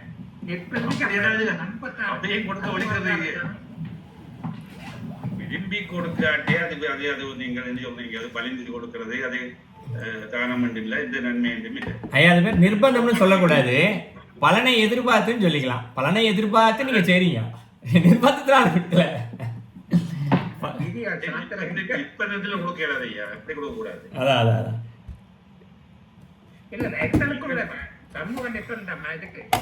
இல்லை, நிர்பந்தம் என்பது என்ன தெரியுங்களா, நம்ம ஒரு பணத்தோட ஒரு இடத்துக்கு போகிறோம், அங்கே ஒரு திருடன் வந்து கத்தியை காமிச்சு பணத்தெல்லாம் கொடுன்னு கேட்டு நம்ம கொடுக்குறோம் பார்த்தீங்களா, அதான் நிர்பந்தம்.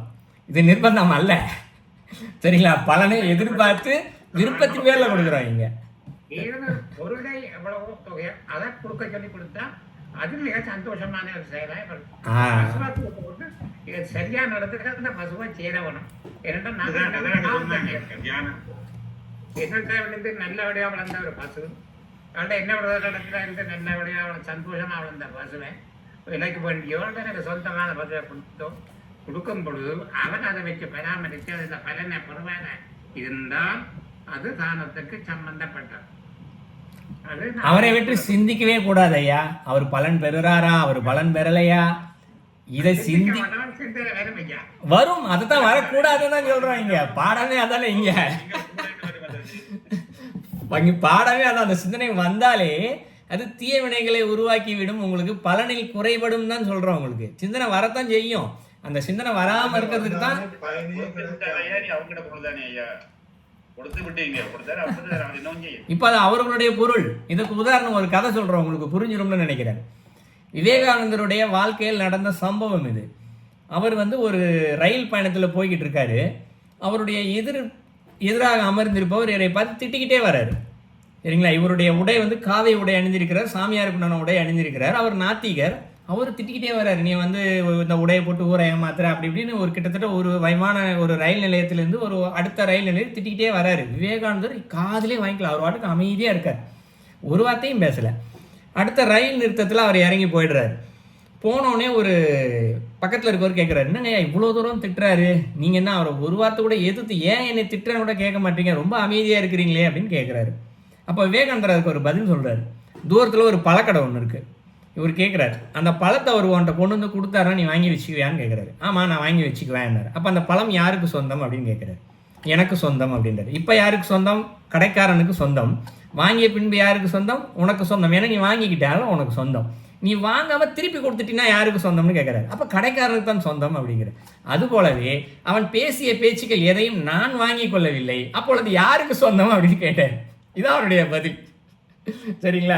ஸோ சிந்தனைகளில் தான் நீங்கள் முக்கியத்துவம் இருக்கிறது. நீங்கள் பசுமாடை பொருளாக அங்கே கொடுத்துக்கிட்டு எண்ணத்தினால சரியாக பார்த்துக்கிறோரோ சரியாக பார்த்துக்கல இப்படி யோசிச்சுக்கிட்டே இருந்தீங்கன்னா அது உங்களுடைய பொருளாக இருக்கிறது, என்ன அளவில், மனதளவில். சரிங்களா? அதனால அந்த சிந்தனையை வைத்து கொள்ளக்கூடாது, அதை மறந்துடணும். அடுத்த வினாடி வலது கை கொடுப்பது இடது கைக்கே தெரியக்கூடாது. அந்த அளவுக்கு தான் நீங்கள் தானமும் தர்மமும் செய்யணும். இங்கே எதாக இருந்தாலும் சரி தானம் செய்யணும், மாற்றுகிறான் பார்க்கணும். ஒரு உயிராக ஐயா கொடுப்பதற்கு முன்பாக நீங்க ஆராய்ச்சி செய்யுங்க, தவறுவே கிடையாது. பாத்திரம் இருந்து பிச்சை இடுன்னு அதான் சொன்னோம் உங்களுக்கு. சரிங்களா? நீங்க கொடுப்பதற்கு முன்பு ஆராய்ச்சி செய்யுங்கள்.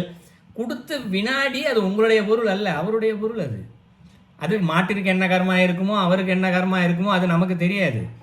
அவர் அதை சரியாக பராமரிக்காமல் ஒரு வருடத்தில் இறக்கக்கூடிய பசுவானது ஒரே மாதத்தில் இறக்குதுன்னு கூட வச்சுக்குவோம். அப்போ நீங்கள் எப்படி பொருள் எடுத்துக்கணும்? அதை இவர் கொண்டுட்டாரு, நம்ம கொடுத்தனால கொண்டுட்டாருன்னு யோசிக்க கூடாது. ஏன்னா கொடுத்துட்டீங்க, அதில் என்ன நன்மை இருக்கிறது என்று நீங்கள் தேடி பார்க்க வேண்டும். நன்மை என்ன இருக்கும் அந்த இடத்துல? அந்த பசுவாயுடைய பாவத்தை இவர் ஏற்றுக்கொண்டார், பசுவானது மனித பிறவிக்கு சென்று விட்டது, அடுத்த பிறவிக்கு சென்று விட்டது, இறைவா உன்னுடைய கருணை மகிழ்ச்சி, முடிச்சுக்கோங்க. அதோட பிரார்த்தனையிலும் நன்மை. நீங்கள் எது நடந்தாலும் உங்கள் நன்மையை தான் தேடணும். இவர் சாப்பாடு கொள்ளையே, பசியாக பட்னியாக போட்டாரே, கொண்டுட்டாரே நீங்கள் யோசிச்சுக்கிட்டே இருந்தீங்கன்னா உங்களுடைய தாட் நெகட்டிவ் தாட், ஃபஸ்ட்டு எதிர்மறை எண்ணம். அவனின்றி ஓரணுவும் அசையாது என்பது உண்மையானால் அங்கே நடந்த நிகழ்வும் இறை செயல் தான். இறை செயல் நன்மை மட்டும்தான் இருக்குமே தவிர்த்து தீய செயல் இருக்காது. சரிதானுங்களா? அதனால் உங்களுடைய சிந்தனையை மாற்றி யோசிங்க. நல்லது நல்லது நல்லது நல்லது. வணக்கம் ஐயா. சொல்லுங்க ஐயா. நீங்கள் அருமையாக எங்கள் எல்லாருக்கும் புரியக்கூடிய எளிய தமிழிலே கூறி எங்களுக்கு தெரிந்திருந்தாலும் நல்ல விளக்கங்களை நீங்கள் தந்ததற்கு உங்களுக்கு நான் நன்றி சொல்லுகின்றேன். நல்லது. நடத்துகின்ற அம்மையாருக்கும் நன்றி சொல்லி நான் விடைபெற விரும்புகின்றேன் ஐயா. நல்லது நல்லது நல்லது நல்லது நல்லது. அனைத்தும் இறை செயல் ஐயா. எம் செயலாவது ஒன்றும் இல்லை, எல்லாம் அவர் செயல், அவ்வளவுதான்.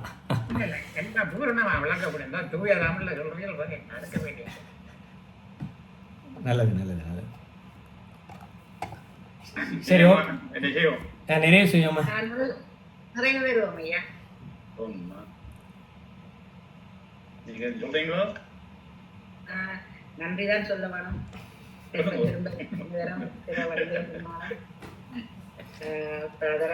இன்னும் சந்தேகம் இருக்கும் இனி வரும் காலங்கள்ல, அதை பற்றி பார்ப்போம். பலருக்கும் பல குழப்பங்கள் நீ விலகி இருக்கும் என்று நம்புகிறேன். சில குழப்பமாக இங்கே இருக்கும் என்று நம்புகிறேன். புயல் போயிடும். 16ஆம் தேதிக்கு மேலே எல்லாம் சரியா விடும். அம்மா 16 என்ன விசேஷம்? அதே போல சரியா விடும். மழையும் இருக்காது, காற்றும் இருக்காது, வீடும் இருக்காது. சரி, ஓகே, நல்லது ஐயா. நேரமாகி விட்டது, நீண்ட நேரமாகி விட்டது, நிறைவு செய்வோம். இங்கே இலங்கை நேரம் 9:30 ஆகிவிட்டது. 7:30 ஆகிடுச்சு, 2 மணி நேரம் போயிடுச்சு. தொகுத்து சிறப்பாக வழங்கிய பொன்னுத்துறையாளர்களுக்கும் கேட்டுக்கொண்ட அன்பர்கள் எல்லோருக்கும் மிக்க நன்றி கூறி அந்த நிகழ்ச்சியை நிறைவுக்கு கொண்டு வருவோம். ஓமா. வாழ்கவே வாழ்க என் நந்தி திருவடி, வாழ்கவே வாழ்க மலமதத்தான் பதம், வாழ்கவே வாழ்க மெய்ஞானத்தவன் தாள், வாழ்கவே வாழ்க மலமிலான் பாதமே.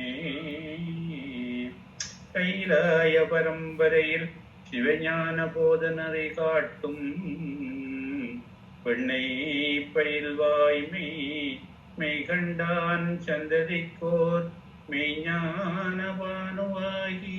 உயிலாரும்பொழில் திருவாவடுதுறை வாழ் குரு நமச்சிவாய தேவன் கைலாதி மரபுடையோன் திருமரபு நீடோழி கலைகமாதோ.